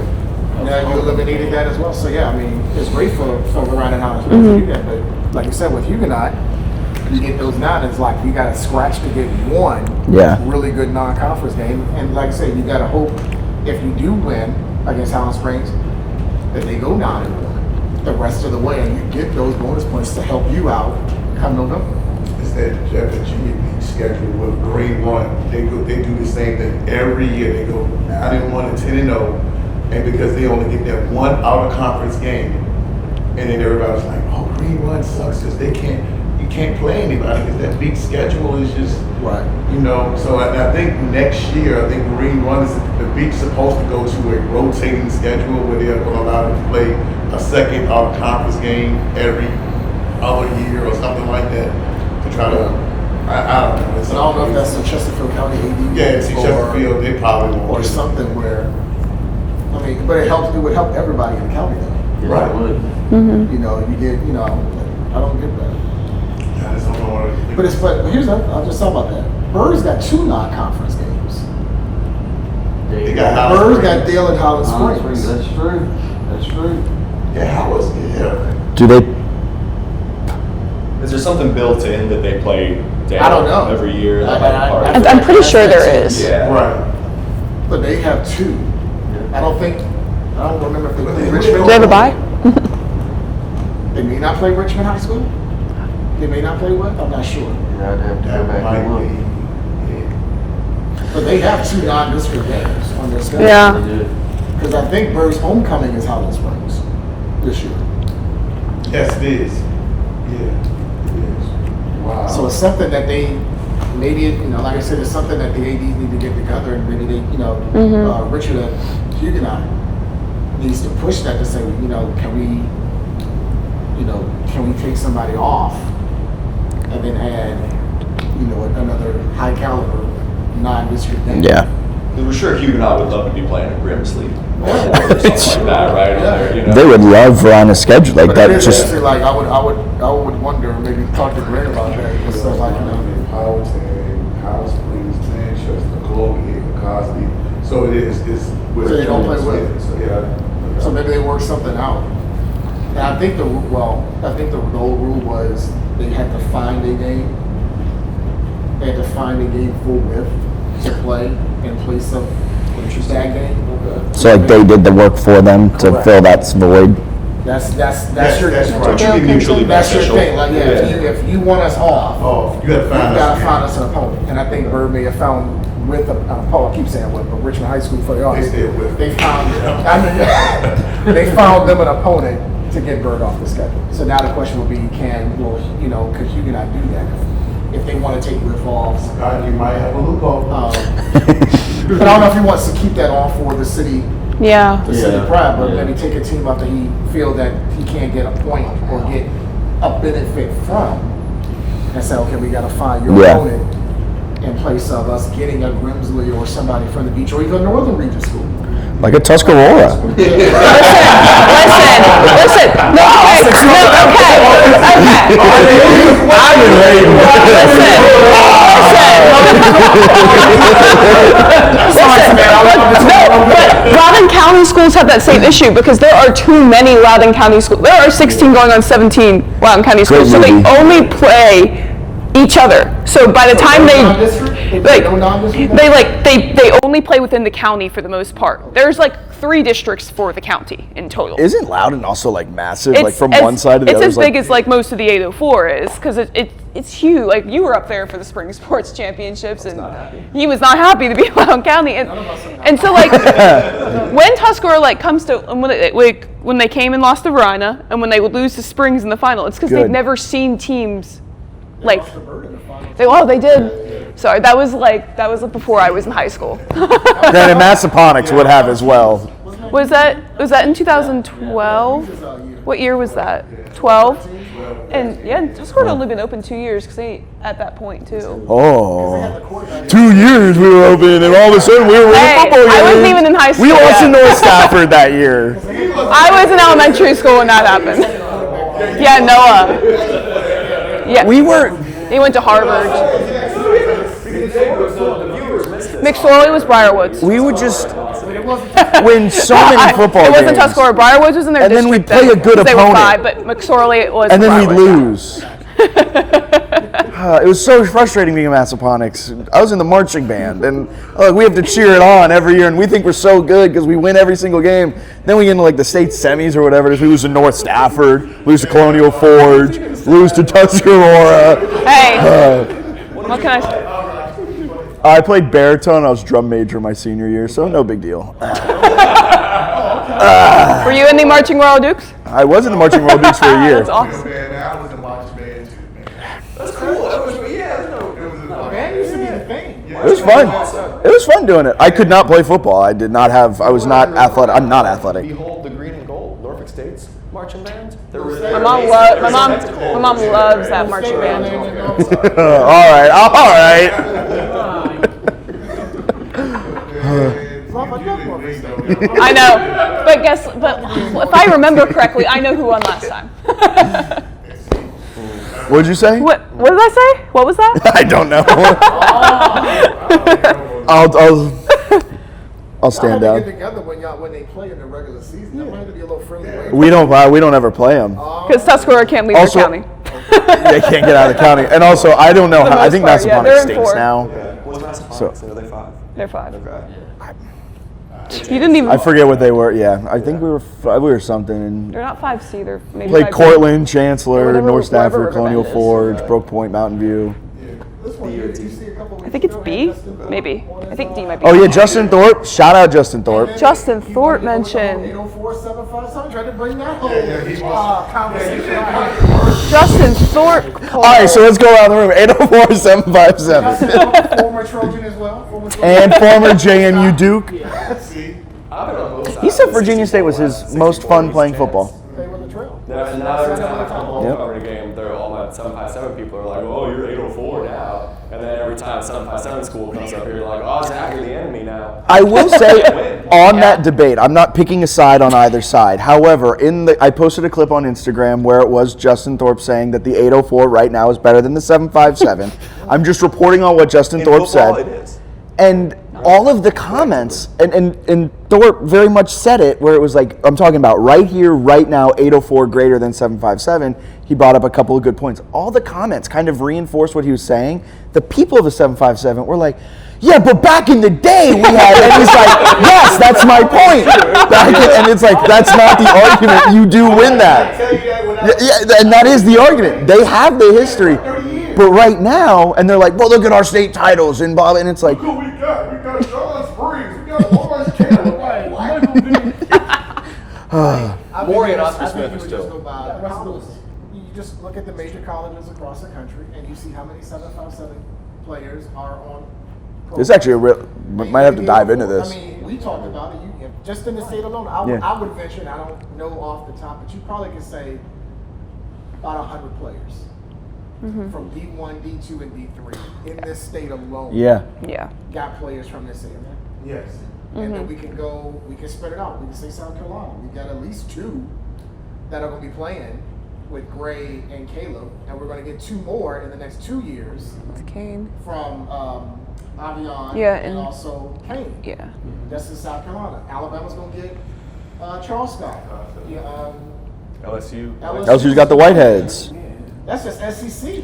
Michigan has Dabney. They got Dabney. And Does and Savion Hyder, count? if we Yeah. count And he's Louisa. rated high. Is that Here's the real question: is Louisa Let's 804? go ahead and count them since they counted Williamsburg. Okay, so that. Williamsburg does have a 757 area code. Yeah, but they, but they used to be I know. 804. That is true. That's true. Some parts are still 804. I think. But you notice that they only the 757. I'm talking y'all. I can't stand y'all. I didn't say that. Do not put me in. Do not put in the newspaper that I said that. It's their fan base, man. It's like the players who I respect, but it's the fan base. But they only claim Williamsburg is when they only win. If they don't win, they don't claim Pocosin and all these other schools and Lafayette. They don't claim. I thought we were cool. The fan base, but I think they're like you just did a Dallas Cowboy fan base. Oh, that's a bad comp. Yeah. I feel you, but we all hate the Cowboys fans. It is a Yeah, good comp. that's actually, that might be a project to It makes dive me feel bad into. about my hometown. It's okay. At least you're not from Nova. Yeah. Names about a reason. They can't. How recent do I need? Cam Chancellor went to Maury. Woo! Go Hawks, baby. Thank you. Yeah.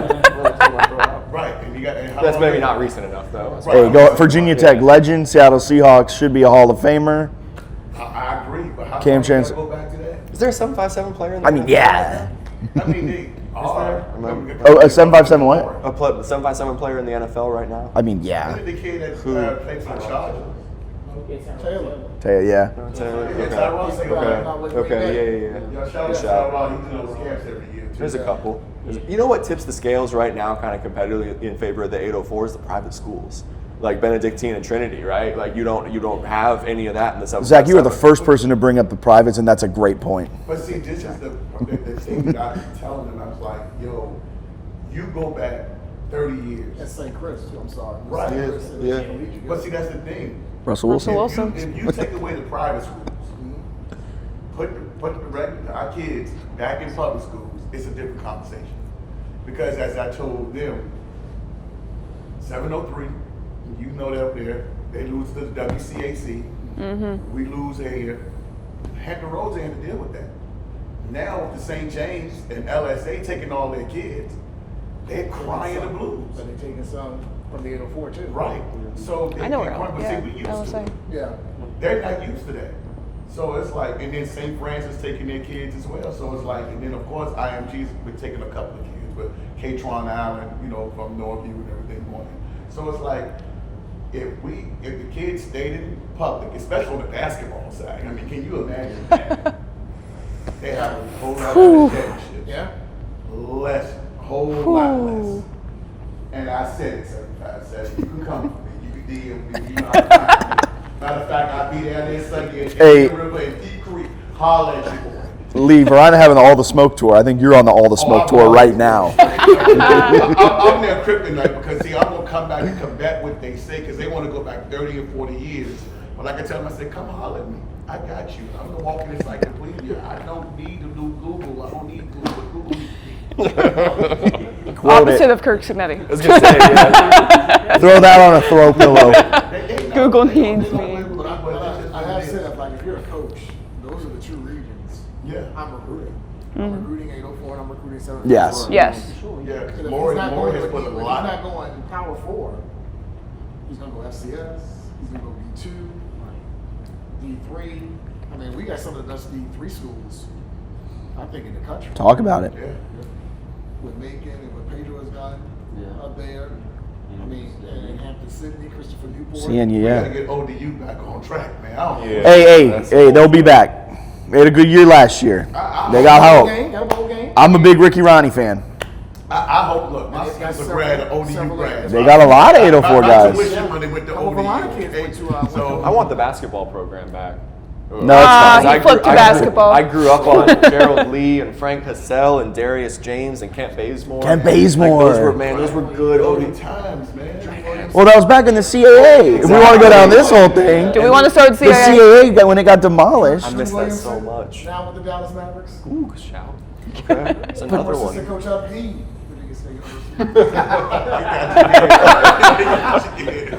You walked into that one. Say that, Brad. He ready to Got get mad up. love. Got mad love for Drew. Got that national title in Michigan, so yeah.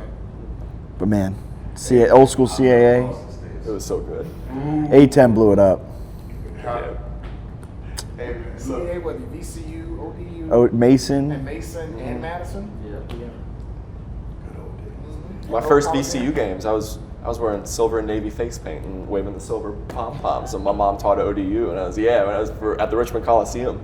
R.I.P. So that was, some VCU fans will hate me for that, but that's okay. I've had those conversations. I'm sure you can. One's You're in the open Sun about Belt it. now. One's in the Atlantic 10. That's water. on Same your thing brain. for really. They all want that rivalry back too, because that was fun. Like, it was a beautiful hatred. I think I forget the Virginia Pilot writer who called it that, but in those days, like, it was an awesome rivalry, and I think fans on both sides missed that. Playing VCU at the Coliseum. Yes. What does John Rothstein say? What the Siegel Center bit? It's more life altering than a 7-day trip to Europe. 10-day trip to 10. Europe. I was thinking it was 10-day 10. trip to Europe. Yep. James Johnson will verify that from when he was at Tech. The Melvin Johnson showcase at the Coliseum. Have you heard Rothstein's backstory on that? Oh, yeah. It's really funny. Yeah. Well, you never been to the Secret Center. Exactly. Oh, so funny. It's like an ex-girlfriend who broke up with him. Yeah, it was like, you've never been to a 10-day trip to Europe. And he's like, well, you've never been to the Siegel Center.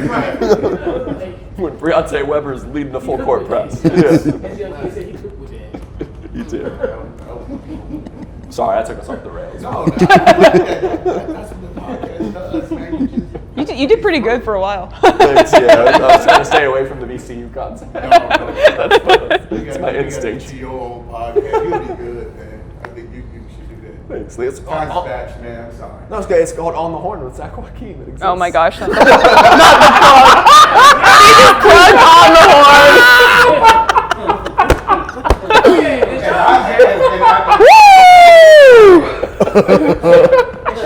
Shout out to you, Zach. I made a cameo appearance. Yeah, there's It's been on there a few times. Woo! That was. Well, On that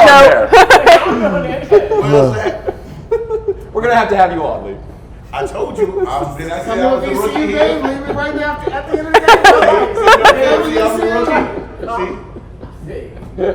Come to the stew. Check them out. Do you go to games at the Siegel Center often?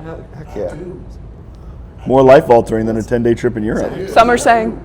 And these You really. didn't see me down on the court side. You didn't Why don't you don't shout? You don't shout at me. I'm right there. Tap me on the shoulder. Dang, man. He's big. He taps me on my shoulder. I do. Next to Sean and Ed on the call, which is a great duo. we love some Ed Nixon. See, now since we know each other, Thanks. And it's on the record. It is. He said, I do have a podcast. Make sure you look. They're gonna be good too. I don't want to send us off on that VCU? whole tangent. I'm sorry. I'm trying to stay away from. Yeah, of them. course They're they good. are. Yeah, they are. They got a great coach. We do. They got some dogs. I went back on my, if we're going on this tangent, I went back on my Twitter and I found a tweet I had, Brandon Jennings, I think it was one of his first games out there, and I just tweeted, I was like, I just need to put this out there. Brandon Jennings is going to go down as one of I forget exactly the words I used, but one of the greatest VCU guards of all time. Boy, you And mom hear you say that. so far, she did like the tweet. And this was like what? I don't even think I was hosting my own show yet at this point, so I'm like I'm a nobody in it. And I guess she was just searching Jennings. But He's on Twitter, buddy. but I'm just saying, so far so good on that Yes, prediction. Brandon is well on his way. And shout out to her, retweet everything. So Yeah, she's awesome, That man. part. She stay on Twitter. She supports the coverage so much. It's great, yeah. Definitely a fan favorite. And you hear the roar when Brandon steps onto the court of the Siegel Center. Like it's special. Even players who've had great seasons in recent years, it's not the same as when a hometown kid takes the floor. Everyone wanted Fats to work out at VCU, right?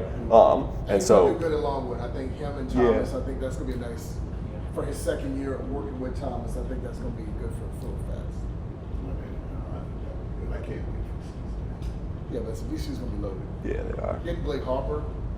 I think he's gonna start. Blake Harper. He played at Creighton last year, but he started at Howard. First MEAC player to ever win Rookie and Player of the Year in the same year. Oh, wow. Teammates with Nick in high school. Mm-hmm. At Gonzaga. Well, they just beat Carolina, man. So. I just got those box scores framed this week. I bet you I did, yeah. I have one at home and one in the office. I still kept that shot because us we can't shoot the games. Man, y'all got human So I fire. kept it on the phone. I was like behind the VCU band. They got human And I fire. stopped seeing a bunch of hands in the shot, but I'm still keeping that video when Hill hit that shot. I didn't know how far he was because I'm behind him. I was like, that's a pretty. It was almost like the Trevion Graham shot The one at UVA? at UVA. Yeah. Because I was on the floor and I couldn't see how far he was. I'm like, oh, that's a pretty difficult shot. I was so Feels that torn. way. I was so torn because I'm a Carolina guy. Me too. That's And why it was I like, said. all right. Oh, that's why you said they got human it's fire. I'm telling you, when I first seen Yeah. the releasing of the brackets, I turned it off. You were so mad. I did not want it to You happen. just knew it was going to happen. They beat Duke, so they had to come back and beat Carolina. at But I some mean, point. Duke, who cares about Duke? I mean, I want that to happen. But it's the atmosphere afterwards. The team hugging each other, and the president and all of that, and hugging Phil Senior and Phil Junior. It was like that's a cool moment. First year out of the box, you beat a blue blood. Big step up from Bryant. Step up, Like 28 wins. You get a contract extension. from Yo. that. We're going to be stealing him about another year. Those You buyouts are. win A10 co-A10 regular season tournament, NCAA tournament. First win in a decade. What do you get, like 150,000 in bonuses? Just And his Yeah. buyout went up like 50% increase in the buyout. VCU is that gateway. I think he's gonna stick around long. Call me crazy. Maybe I'm buying what he's selling, Yeah, okay. and I'm buying it. But I think the fact that his dad was a legend at a mid-major school, I think he knows. But money talks. I will say that. When you going from what in a America. So what's the over/under? 4 years? 4.5? I'll put up 4.5. You give it 4? I give it 4.5. I'll right around there. And I told you this, I told you Under. this, I think, at a home game, if the St. Joe's coach struggles and there's a new regime, Ooh. right? Isn't there a new president at St. Joe's? They'd have to mend some bridges. I know, but it's a new president. Yeah. I think some of those fences have mended. Because he had a great bite about that too, by telling He did, about yeah. that. But if that St. Joe's job becomes available, I ain't trying to put it out there now, but if it becomes available, you better hold on to you better hold your breath long and hard. Because I think they will say, come on. Martelli. And we're the fan- I think these days, though, there would have to be a NIL resources influx there. Probably, I don't have a great understanding of what the resources look like at St. Joseph's, but I know VCU relative to the rest of the A10's in a really good place with that right now, right? Them and St. Louis and Dayton And that'd be are. the first question I think he would ask. Yep. Would be that. But if they say it's going to be the equivalent or more than VCU, just like with Odom and UVA, that would be the one school to be like, okay, we gotta really be careful. How crushing would that be for VCU to lose a coach to another? I mean, it's Not tough. if he was there for 4 years, Yeah. right? I mean, that I think relative to years past. Yeah. I think Don't at blink least- with At happy. least 3, I I think. just think to me that would be the job. I mean, it would be a chance for him to go back home, to revitalize that program where he played. His dad was a legend. Yeah. If they mend those fences and they make it equivalent to what he has in VCU, it'll be to me it'll be just like Odom going to UVA. Be like, we got unless they would have. I don't wish it on them, but I would say that would be the one school that would be like, we can do this. You get a chance to come back home. You'll be the hometown hero. They just need to Can put we up. just keep Phil for a few years, man? Phil's I'm awesome. just saying. They'll probably give them enough time to kind of build an NIL too as well. So That's the other thing. that same so it's cooking. Well, we talked about it with Odom, like he had 2 great seasons, but if that UVA job came low, That was always the one that That was was near and always dear the to his heart. And I Yeah. knew it. everybody's got that one job, and to me, that's Martelli's job. He may not say it publicly, and he won't say it publicly, but that would to me would be you played there. Your dad coached there. You grew up there. He was an assistant. And he's going to go back there this year. That game will be fun when they go to That's Hagen. when he sold out. I mean, Yeah. they'll probably throw the red You carpet. think he'll still be there 4 years after that? If the St. Joe's guy is still there, for You're just 4 bitter years, that they got Huber fired. if the St. Joe's coach is there for 4, I would say yeah. I don't think he would go to like a power. He did some good stuff last year, though, after the turnover that they had. Because what was the previous coach again at St. Joseph's? Who was a hot rod in the interviews. It was kind of fun. I forget, but he left like weeks before the season. Not Right? Lane. You're not talking about Lane that then went to the Knicks, right? You're talking about the No. one that replaced him. There's Steve Donahue who replaced him at St. Joseph's, but I'm talking about who the previous coach was because they had turnover like I thought that was Lane. shortly before the season. Because Donahue came. It was Donahue that I thought it was Lane. He left and went to the NBA. Yes, that sounds right. You're not talking about the coach that followed Lane. Yes, Donahue was the one who was their coach this past year who followed him, right? And it was shortly before the season. Y'all got He did some great encyclopedias stuff. in your them in a mind. competitive place this year. We went way off the rails. I'm sorry. We can cut off. I'll talk if you want. How do you know? The fact y'all are able to keep this straight, plus the names of high school. That was good though. But then, since we talking NIL and all this other stuff, man, let's talk about these high school transfers in 804, man. Across the state. That was a good segue. Let's talk about it. I never thought I would say transfer portal in high school. Yeah. To be honest. Yeah. But I mentioned that to coaches. When did that become a thing? I want to say like in the Talking last. I had a couple people 2-3 reach out seasons. to me talking about like transfers back in the days. Like this week, I think it was Fred Jeter and Arthur Utley, who Yeah. both, know the history of the area sports-wise really well. And they were telling me stories about this guy in the 80s and the 70s who transferred schools. So it's always existed, but never to the frequency that it has right now.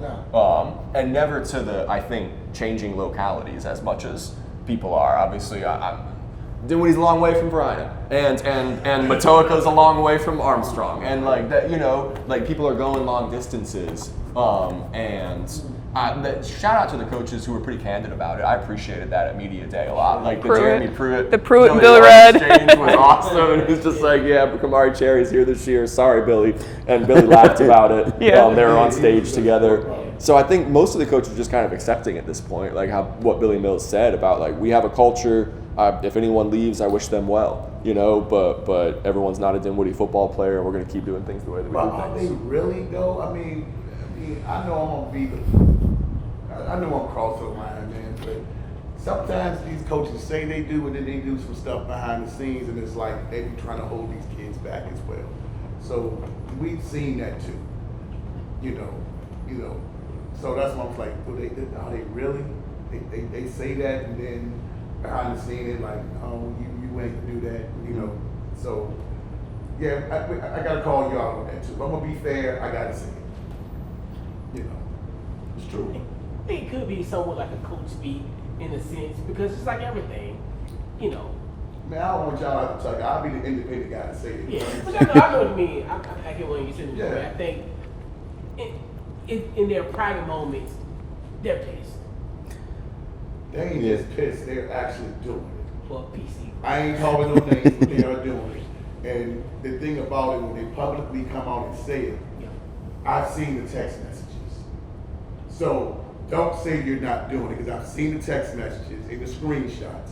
And sometimes some of these coaches, to name a few, okay, I can't say who they are, but they're setting these kids up, and then they'll go and say, oh, are you transferring for football reasons or something like that, and the kid is not smart enough to know what they're saying it, and then that's how some of these That's what he think. Oh, well, he making a football move. He can't. They deny some of these transfers. That's how they get them. I've seen the text messages from the coaches. You know.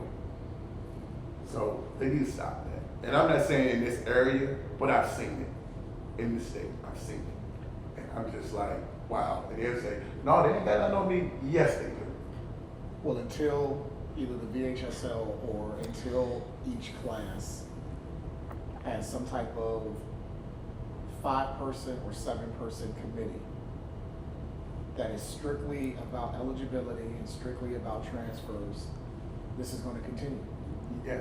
You know, if it's, you know, you can say it's becoming the Wild West, it's gonna be like this year after year after year, but until you have a board or a committee to say, okay, well, this kid is transferring because his parents moving. This is a legit transfer. Okay, this kid is moving because, you know, he's training with somebody, or, you know, he's friends with, you know, they grew up together, stuff like that. Okay, that's an athletic move. No, we're not going to do that. But until you have that, I don't understand the whole athletic way.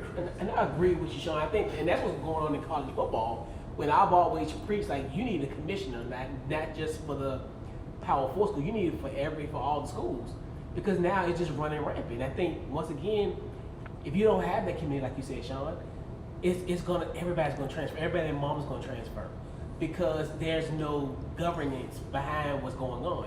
So it has to stop at some point, or at least like you said, a committee that reviews these transfers. Mm-hmm. But we don't have the committee now, and it's not necessarily running rampant at this point. Like, it's more commonplace than it is, but it's not running rampant. And high school football. But it's gonna get running there. rampant. I mean, It's gonna get there, though. Is it though? Like, It's like every is year. it? But here's a question though. And this might be an unpopular take on it, but like, this is high school football. This is supposed to be fun. Like, that's at the end of the day. This isn't college football. This isn't the pros. There aren't millions of dollars being thrown around. This isn't $1 billion industry. And so at the end of the day, I don't think coaches should be getting in the way, but like, we should have free If a kid wants to go play, if they played at Manchester, now they want to go play at Patrick Henry because their best friend goes and plays at Patrick Henry. Why can't they? Like, we should just let that happen. And like, I know that might be a really unpopular way of looking at it, and like in this transfer portal era, but like, it's high school football. It's supposed to be fun. If I want to play with my best friend who plays at this high school, and then I want to play somewhere else, like, that's going to negatively impact my recruiting if I want to go to college, if I'm jumping high school to high school every year. So that's an incentive for me to stay. And then secondarily, like, why are we so upset that these kids are leaving and going from school to school? If you're a coach, you should let them just go, and you should wish them well. And the goal for a high school football coach and a high school football team is to make sure that, as cliche as it may be, you're creating men that are going to go on and be fantastic citizens, and it's what the coaches always say: good husbands, good people, good men, good fathers. If that's the end goal, let them go out and kind of figure it out. And maybe I'm giving too much agency to the kid, but I do think, like, it's high school football at the end of the day. It should be fun. I don't think there should be huge parameters in place and be and I know I'm rambling at this point, but the Verina running back last year, right? Like, you potentially destroyed his future because he didn't check a box, because something wasn't right. Like, who are you to impact his future? Who are you? Like, you're nobody to impact his future. That case last year really upset me. But like, that's my long rambling answer of transfer portal on high school football. And that felt like selective enforcement, right? It did. And I think until we have some sort of independent commission, and it's down to the counties to enforce it, then it's going to be disproportionate, right? I also, in that case last year, I'll say, hey, there's a trickle-down effect too, right? Like, high school will emulate college, and so the frequency of the transfer portal at the college level is a big part of why we see it so much at the high school level now. But I didn't entirely understand, like, in Darren Williams' case, like, I believe, if I'm remembering this correctly, talking to his family, his dad taught at Henrico, lived in Hermitage's district, his mom lived in Highland Springs' district, his grandma lived in Verina's district, and he spent time at all three of their houses. And I think the threshold when we pulled up the court documents, it said you have to hit a 60% threshold. Well, what if he doesn't spend 60% at any of those places? Then where's he zoned for? So that makes me kind of agree with you, Jack, of like, just kind of let the kids play where they want to play. Like, at the end of the day, and we shouldn't be unfairly singling one or two out to set an example, and it feels like that happened with Darren Williams last year. And then because Zion was the big name this offseason, it kind of feels like that's maybe happened with him too, and that's not fair to Darren, it's not fair to Zion, and it's not fair to Verina. So. Well, the only thing I will say is that the only thing you risk by letting them go where they want to go and have free will is it's going to become like college football where you have the haves and the have-nots. And, you know, it's Big Ten, SEC, maybe the ACC, and, you know, so you risk that in the high school where, you know, there's already starting to be kind of a separation of schools. You'll see that divide grow even more. Yeah. Look what happened to Armstrong. Armstrong's been a doormat for 30, 40 years. And then you get Pruitt come in the door, and look what happened. Changed the whole different scenario.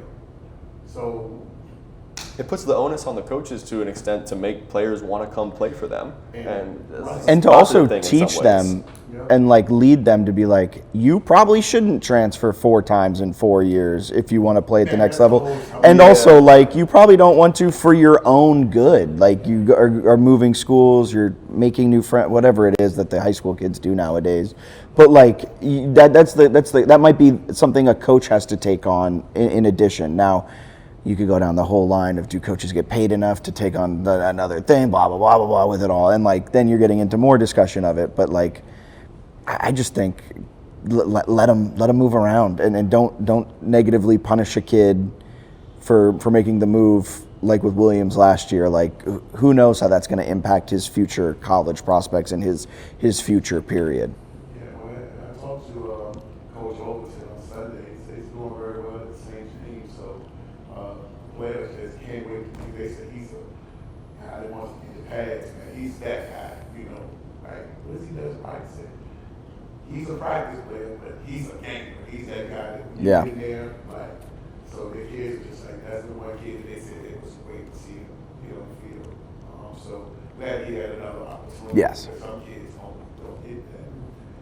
He was Zion today. That worked out for him.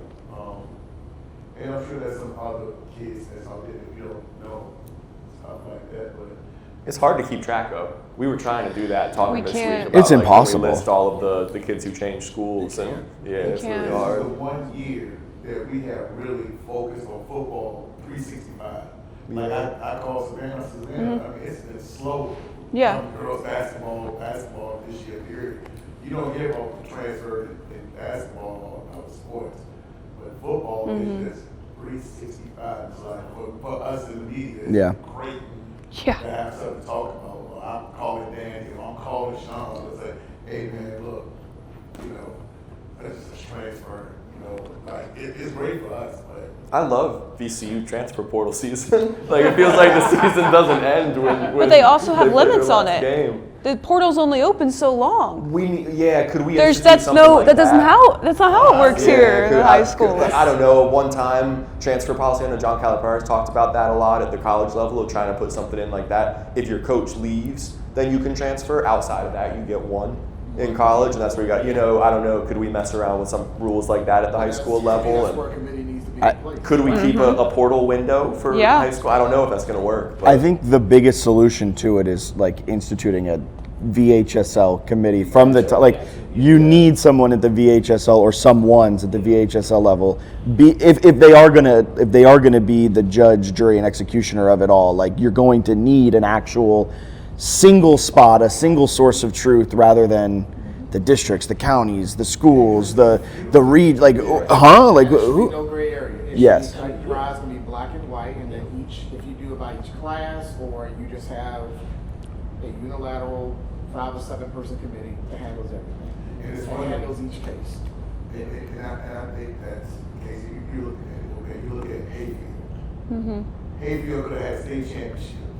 Darryl Overton, we be looking at him differently with 3 straight championships in 2 different schools in North Virginia. And probably hadn't lost the game until that point, until they take themselves out of the playoffs, and which ended up helping Oscar Smith. So it's like you kind of when a coach leaves and goes to another school, so the kids don't have the right to leave. They've already been playing. Then you got AAU sports like Scott left, LCA. All the kids follow him and doing that. So why can't the kids do that? I mean, it's not like you have it, like you hear about kids, oh, he was at Thomas Hill one year, and he transferred to Bird the next year. Oh, I decided I'm going to go to Highland Springs this year. Or, you know, you don't really see too much of that, you know.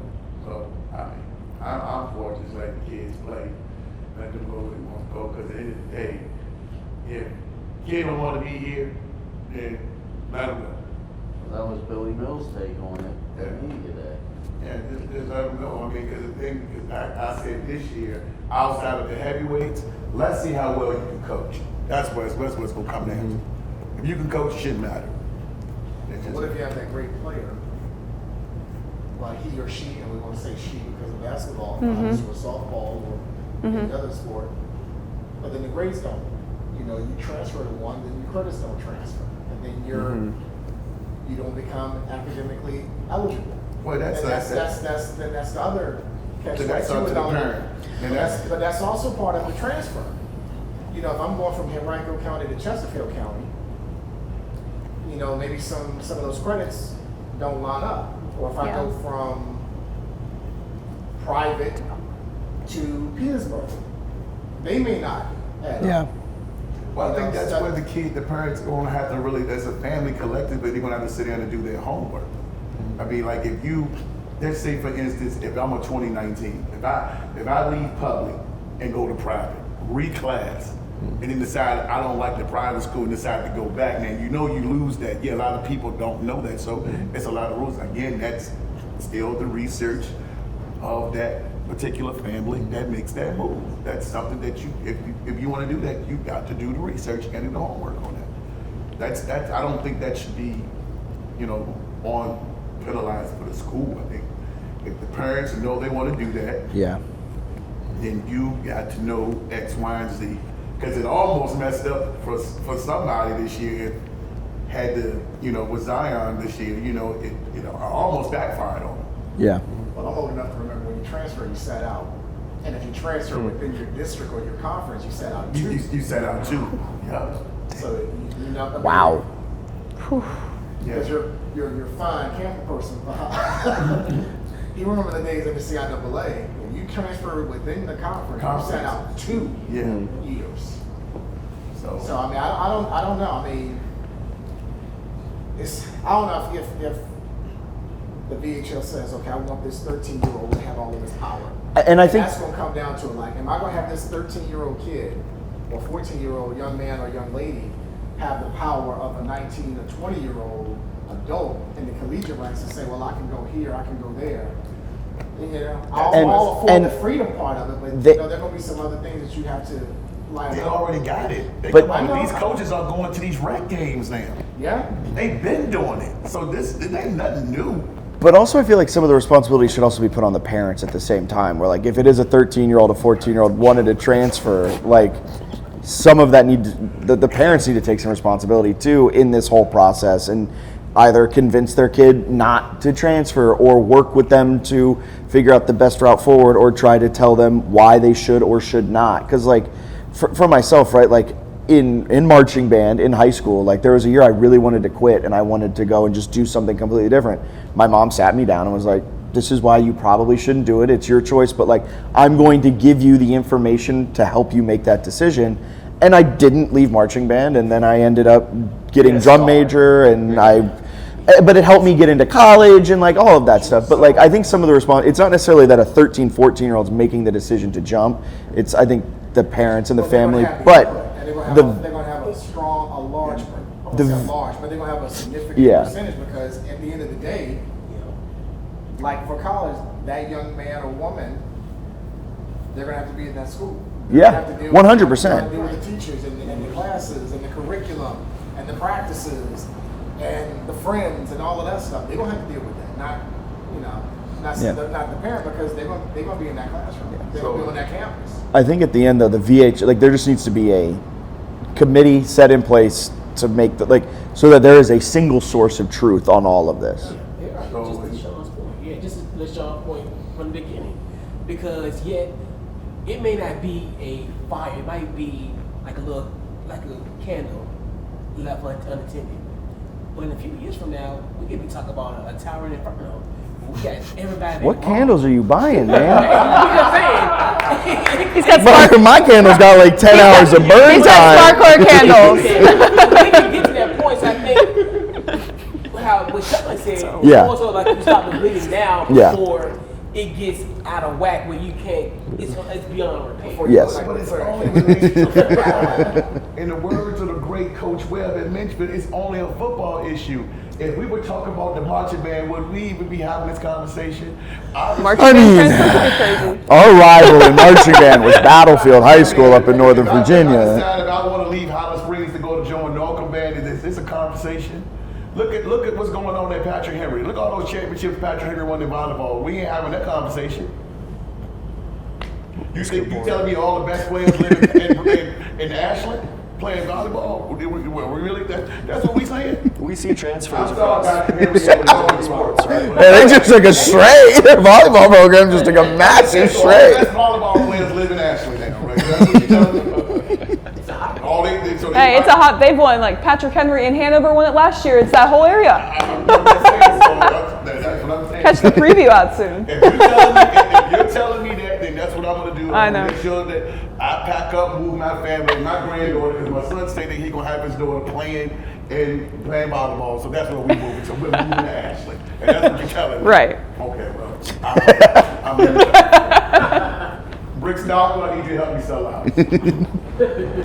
It does happen in tons of different sports, for sure. It's not just, it feels like football gets singled Football out, right? gets But players singled out. transfer Same with the across academies. different sports. It's the highest profile sport Yes. Yeah. in the league. Or unless Ty White, dealing with. There we go. I'm Exactly. just saying. I mean, Yeah. I feel like with football, you do see it more in public school and private school settings. In basketball, we see it more in academy settings. In baseball, we see those transfers they're a little more prevalent in academy settings with Dominion Sports Collective. I was gonna say definitely. Yeah, that's where we see it. And so I think that's another reason why it's a little more prevalent for football. Yeah. Well, like I said, it makes great content. I love it. So I mean, hey, keep on transferring. Give us something to talk about. we just had breaking news about an hour ago. So hey, we good. So, well, guys, this has been great. This has been great. Thank you, Lee. No, thank you guys. I mean, we gotta meet more often, man. Maybe we could be the independent commission. Where's it? 1, 2, 3, 4, 5. I'm all for it. We would get into some heated arguments, and it would be fun. Let them play. And I'll bring it in. Chicken Fiesta can cater. And the inflatable chicken. Yes. That's the first step. With these potato wedges. Oh. Part right. Is Lee's closed? Yes. They've got them. They have the heart. most frustrating hours. I'd get out of doing games at Union, and I'd be driving home, and I'd be like, "Man, that looks so good." And I'd be like, "It's 9:15, and they're already boarded up and home." You Like, gotta get there early. You better get there before the game. And I can't eat before the game. I guess I'm the only one here that hasn't had Lee's. Oh yet. my Oh. goodness. You know, wow. Really good fried chicken and potato wedges and all I mean, food. there's so many restaurants in Richmond that I haven't been to that I got a lot of catching up. So that means If you need a list, let me know. I know you're the food Yeah, you guy. do. Trust me. I listen to you in the mornings. I know you're the food guy. he's definitely the food guy. So that means that next touchdown club meeting, we need to have some leads. Something. Yes. Danny, I'll be there. Sounds like, Yeah, sure you will. yeah, but how well do You're potato not just wedges fine. travel? Text you Saturday night, Okay. and he Okay. texts me back on Monday. Sunday at 5 p.m. I had time with my girlfriend. I had obligations. But let's go back to last summer when Uh-oh. I'm cutting the grass and Oh, you yeah. interrupt my grass cutting to ask me. I don't even remember what the hell you asked don't me, either. but you asked me something about football, and I'm like, Zach, I'm in the middle of cutting grass, and I think you called me twice during that one play. How am I supposed to know when you're cutting the grass, Danny? I didn't know Dan still cut grass. I thought he was big time. I ain't know he was cutting grass, man. I still get my hands dirty. Oh, okay. I was just checking. I didn't know, man. I thought you was big. No, maybe man hooked you up or something. You should go to Lee's though. It's on my bucket. You've been over here twice in the past month. It's closed. Never mind. It's literally right down the road. Right now. You've been over here twice in the last month, man. I'll get to it. Trust me. Hold on, when the season start? August 20. Yeah. 27, Get in 28. line for me to have it. By August 26th. I was gonna just bring you some. I was just, Oh, okay. I would just, because I'm pretty sure I'll see you at the Highland Springs game. Let them know what game you going on the 27th, and you can get some leads. No, okay. Who plays on 22nd locally that we're gonna be at? Oh, everybody just about Highland Springs, Hopewell. Is it? I'll be at Patrick. And some of those are the 28. Yeah. Patrick Henry to see all their volleyball championships, right? Hey, they got a new coach this year. Yeah, huh? New coach for Patrick Henry boys volleyball this year. Oh, New really? era. Really? Yeah. Yeah. New era.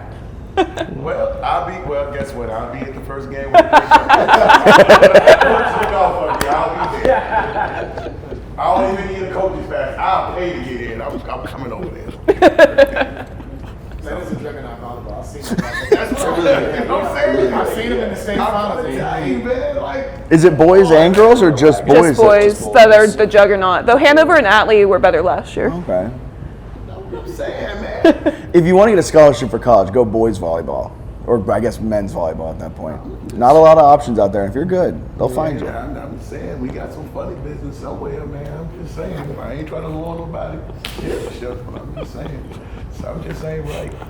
What y'all know about the men's college volleyball transfer portal? Not a damn thing. Nothing. They need a committee though. They do need a They committee. need to do it now. I don't know a damn thing. I'm gonna sit this one out. I'll go ahead with that one. Oh, I was joking. I don't know anything about it. It probably doesn't exist. There's got to be something. Wow, that's a stray. It can't be that active. No, this has been great, man. Sitting here with, we always I see you guys on the sideline at some point, and it's like we talk for that moment, and then next thing you know, we enter the game. But it's good to kind of get you behind the scenes and just relax in a relaxing environment to where we could just talk sports, like across the board, So this has been great. I don't know what y'all think. We should do it more often. We should. For real. This has been awesome. I really thought when I considered and I thought about this, and I was like, man, we should do it at least like once a week. It would be nice if we could pull that off. To maybe do it every week after and kind of recap the games, and just talk about what we saw, especially with you guys, y'all the articles and stuff like that. That would be nice to do, but and then It's a storyline, I'll tell you that. Yeah. You could do one come playoff now. Playoffs. Oh, I would definitely. We're talking about playoffs. This is what I need personally. You gotta go fix the bill. I definitely need. RTD Sports Podcast? Yeah, RTD Sports Pod. Let's do it. Yeah. Wow, Lee, he's on 2 podcasts, and we didn't know either one. On the horn. RTD Sports Pod's new. We're up and coming. I don't know. I'm a little bit too rough around the edges. I'll send Phil or Brendan. I can't. Well, what's the status of the RTD Sports Podcast? Because I don't feel like I've seen anything new lately. It came out last week, Danny. Are you He said lately, come on, we're doing daily over here. He wants daily. Look, I was seeing everything for those first couple of episodes on Twitter, and now Oh yeah, your social posts were crazy early on. Y'all had like 5 posts an episode, it seemed like. Yeah. We did. Matt's in charge of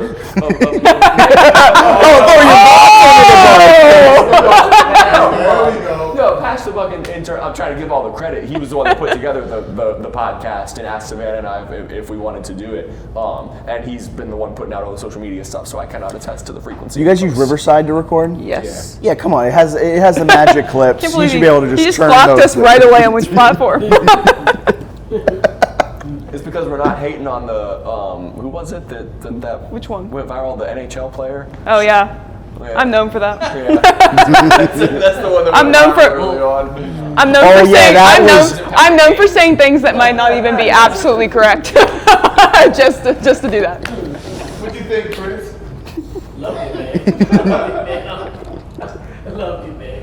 You know you will get hated on, right? Because if you tell them that you've been on BallinVA, for some of these people mad at me because I ain't know who they were and stuff like I get that type of stuff. So don't tell people that. Just let them come to you and say, "Hey, I saw you on there," and just tell them I invited you. Definitely appreciate the invite. Like I'm good chopped up there, but I can see like you say, lady. I see, we see each other. What's up, Zach? What's up, Sean? What's up? And then we just do our own thing. But now just us all sitting together. I love it. Real media people. I mean, Harry calling me. It's more. I know it's more to do with what I'm gonna do this. Harry.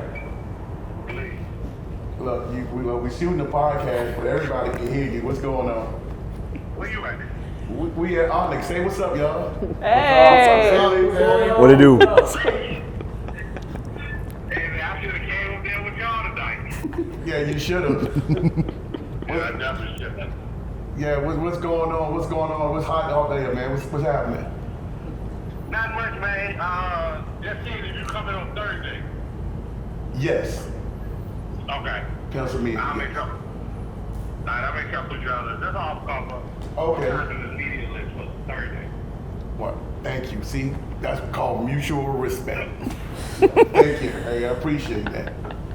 No doubt, dog. I see you. I'll call you. I'll see you tomorrow. All right, man. Thank you. All right, dog. All right. All right, All right. See, Yeah. at least that's one place I know I ain't got to worry about a certain someone popping up and showing up. Boom! I had to do it. You did. I've been waiting for that. I just had to sitting on it. Sitting on Very it. loud and over to play for him. Like you earlier with Tuscarora. We got some alley-oops today. But no, this has been great. I really thank y'all. I appreciate it. I mean, 6 years ago when Wooby and I started doing BallinVA, I didn't think I would be at this point. And me guys and ladies like yourselves, especially doing this because this is it's fun. I'm coaching for a little while. I think I coached Coach Atkins for about 4 or 5 years, and that was it was fun. It was a challenge. Coaching. Well, we was coaching when she was at Henrico. Okay. And we coached and helped her at AAU, so it was AAU side. But the media is so much fun. It's so much. You can say whatever you want. Huh? Nothing. What was that? The media side is so much fun, but I had no idea that BallinVA would be where we are. We still got a long ways to go, but I'm still a fan. And that's why I call on each one of you individually in times that I need help with something, especially with Sean and everything like that. Thank you for coaching me along with some things. Remember, I was hard-headed and sometimes and probably not want to listen. Danny as well. Savannah always taking my call because every time I call you, most of the time you answer the phone. I do. You do. Chris, getting to know you, man. We kind of like on the independent side of this thing, but we're just trying to work our way up to be where these people are over here. One day hope to be in that side of it. I just thank y'all for coming out here with little old me. Little old me. Thank you for having us, Lee. We don't. You said you look at yourself as a rookie. None of us do. 6 years, it's a vet. Yeah. I'm still a rookie, man. I still get nervous on the camera, but sometimes, man, some people piss me off, so I feel like I can just say some things. We all get nervous on the camera, except maybe Sean. No, I'm still good. Do you still get nervous? But I say this thing though. When I asked you guys last week to come on the pod, and I had talked to Sean and Danny about doing something like this. Your reaction, I think it was you and Savannah was like, we get to come on BallinVA, and I was like, I was hyped, and I was like, this shit a podcast, you know, but you don't know what people think about you, you know. So when you're out here and you're just moving along, and I appreciate you, you know, coaching one of my guys last year, trying to say, hey man, if you will dress up and look better, people will take you more seriously in regards to that, and I really appreciated that. I really appreciated that because that's a reflection of me. And, you know, so I was just like, well, somebody do that, because you really couldn't have to say anything. You know what I'm saying? So I just thank y'all for looking out, and even when y'all think that I'm not listening, I am listening. So I just appreciate that. Dang. That was deep. Whew. I wasn't expecting that one. Do you need a tissue? Thanks, Lee. No, it Choking over here, huh? But I still got a lot to learn. Deuce, he deals with me a lot. You know, I know I get on his nerves with, you know, when he put these, now tell him that it ain't right, don't look right. You know, calling him all time to time, like, hey man, this got to be done by this time. But it's just people like you guys just coaching me along, and I just really appreciate that, because even in this independent space, I still need work and trying to just navigate and still learn a lot of stuff about what to say, what not to say, who to talk to, not to talk to. So I'm still growing in that aspect, and I still can't get into certain schools, you know. So I need a little help in that. So that's why I've been close to Daddy. I'm using that. No, but any shout outs, we can go start with you, Chris. Let's do a shout out and then we can go and call it a day. I kept y'all guys here. Man, just once again, Lee, appreciate you for having me on the show. Just appreciate everybody here on the panel, man. Thank you guys. You know, just being in this presence is a blessing. Heck yeah. Chris. Wow, that was a good shout out. Really good shout out. Man, how do you follow that one up? You can do that, Mr. ESPN Richmond.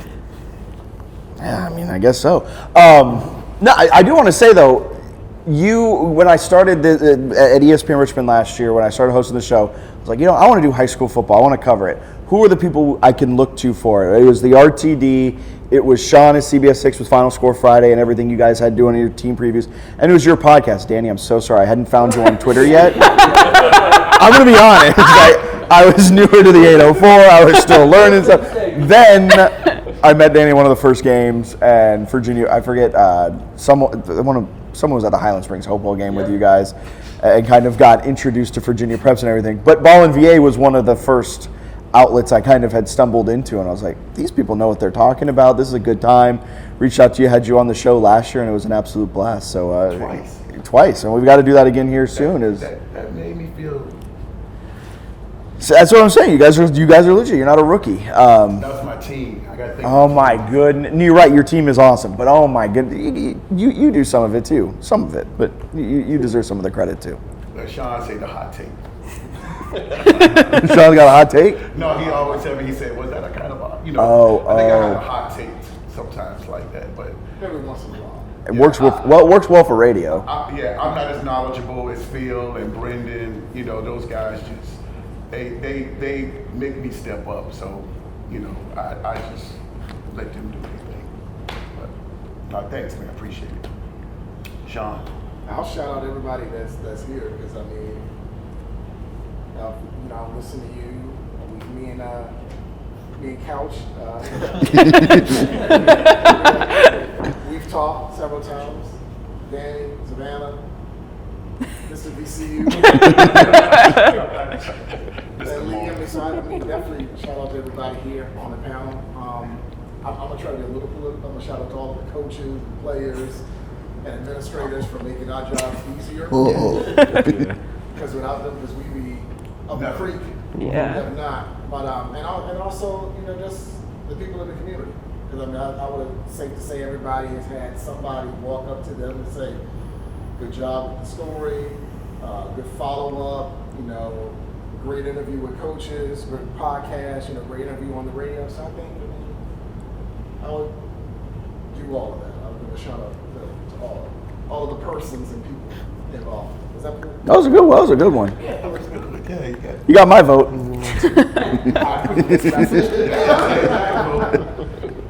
want this one.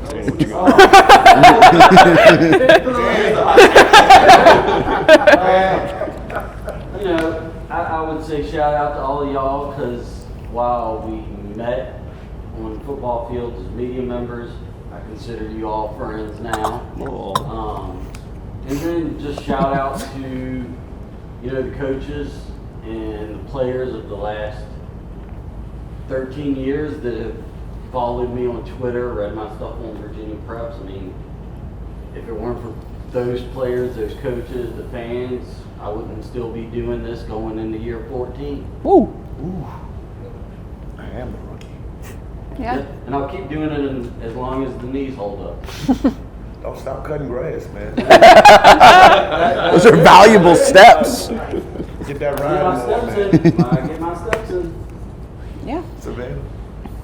Thank you for having me on. I appreciate it. I'm so happy to be on with all of you, and not to get a little stereotypical here, but I understand I'm the only female in this room, and I don't like to think about that at all because I don't want it to factor into anything, but I appreciate you guys inviting me that invite still, because forever, we talk about so many different sports on this podcast, and we have female athletes watching this podcast, and I'm happy to be able to be someone that they can look at and they can talk to, and that's my favorite part of journalism, and my favorite saying in sports journalism is, it's not a sports story, it's a story that happens to also have sports, because it's never real, at the end of the day, no one is going to look back on, 23-yard reception for a touchdown, or this is how many yards they had in the game, but it's the bigger stuff they're going to look at. And I'm so grateful through my time at the RTD. When I was in college, I was oh my gosh, the RTD, I would want to work there so much. It's such a big paper. It's so cool.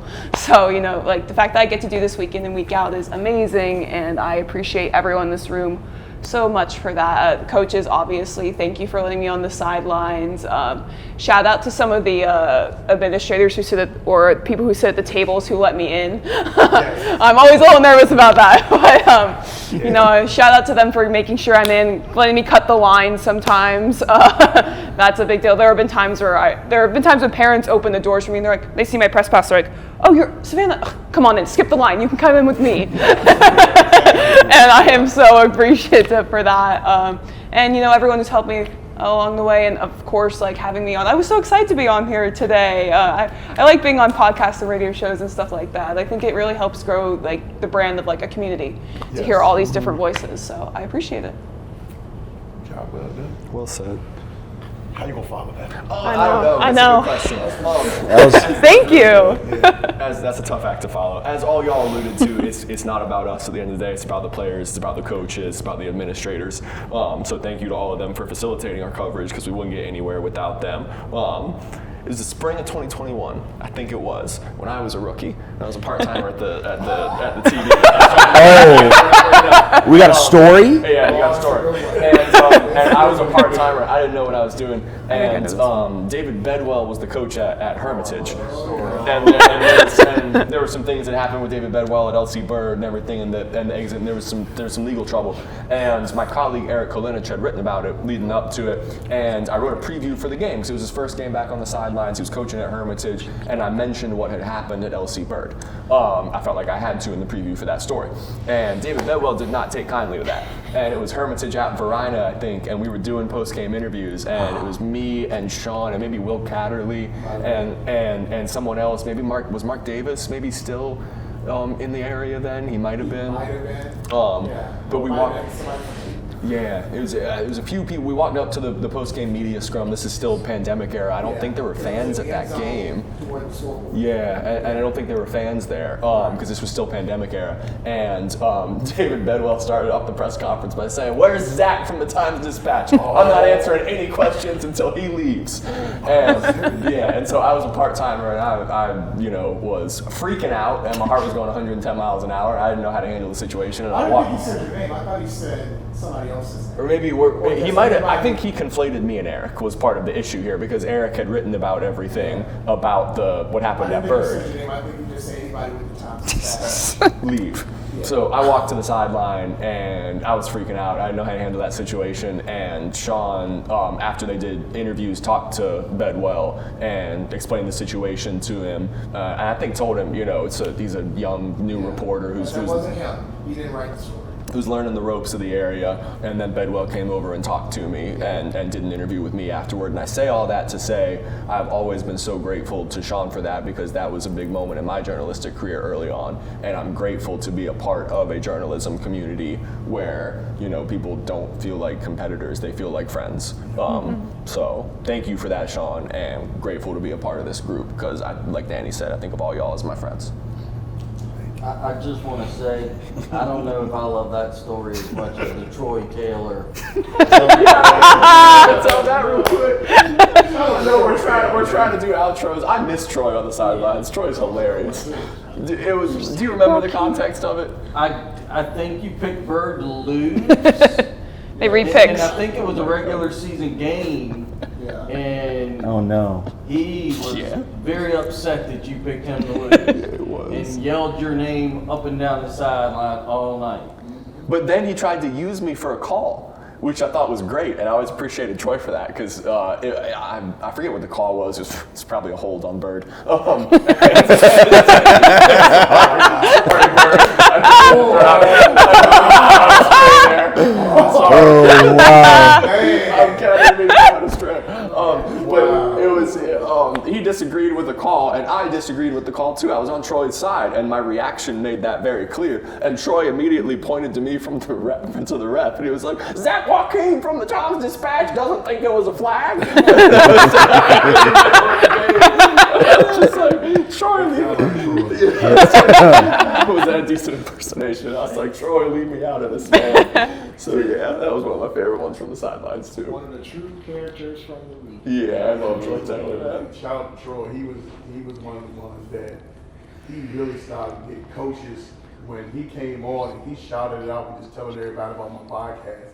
And there was a lot more coaches reaching out to me from that point. So I'm very thankful for him and Coach Kane when they came on the podcast at that time. So that I feel like that really kind of put me in a different place and made me comfortable to do that. So definitely shout out to Troy. Troy, it wasn't a hold. Bird, the rest have it out for you. He probably got the ball rolling for the current classifications that are in the BHSL. Oh, yeah. Love Troy. Because twice he had a 9-1 season. Yeah. And lost to Dale. And they don't go to the playoffs, and Dale does. Remember the Monacan coach too? How do you go 9-1 and miss the playoffs? Yeah, I think the Monacan coach The quit. district champs got in. Yeah. Wow. No wild cards. Yeah, the Monacan coach quit after that season. He didn't get in. And I think it was like somebody 5-5, whether it was Petersburg or Huguenot. Somebody got in with a 5-5 record, but it was a different class, and they got in. Like AAA and AA. Yeah, and Monacan went 9-1. They lost to Bird or something like that, and they didn't get in. These days you got teams going 2-8 and making the playoffs, and then you got Meadowbrook, right? Last year went 6-4, right, and missed out. We'll educate you on the history of the sport in the area. Yeah, so I was up in Fredericksburg, and we didn't have this much drama up there in the You want 540. to know that? Talk to Sean. Sean. Yeah, he y'all right. Don't forget, it was one of our games of the weeks. They were both undefeated. I think Coble was on that team that year. Dale beats Meadowbrook. Dale wins the district. They go in, and since they were all in class AAA at that time, the district champ win. They go. Yeah. Loser goes home. And Meadowbrook's only loss was Dale. Dang. And he planted that flag. We need more teams in. We need more teams in. And a few years later, he got his wish. Oh, I didn't know that. Classes. You have up to 16 teams in one region to go in. Yeah, but the 2-8, they got to go. I got to do something about that. That can't happen. Remember, there been some 0-10 teams. Mm-hmm. Somebody got down. How? Ratings. I know. It's Small just regions.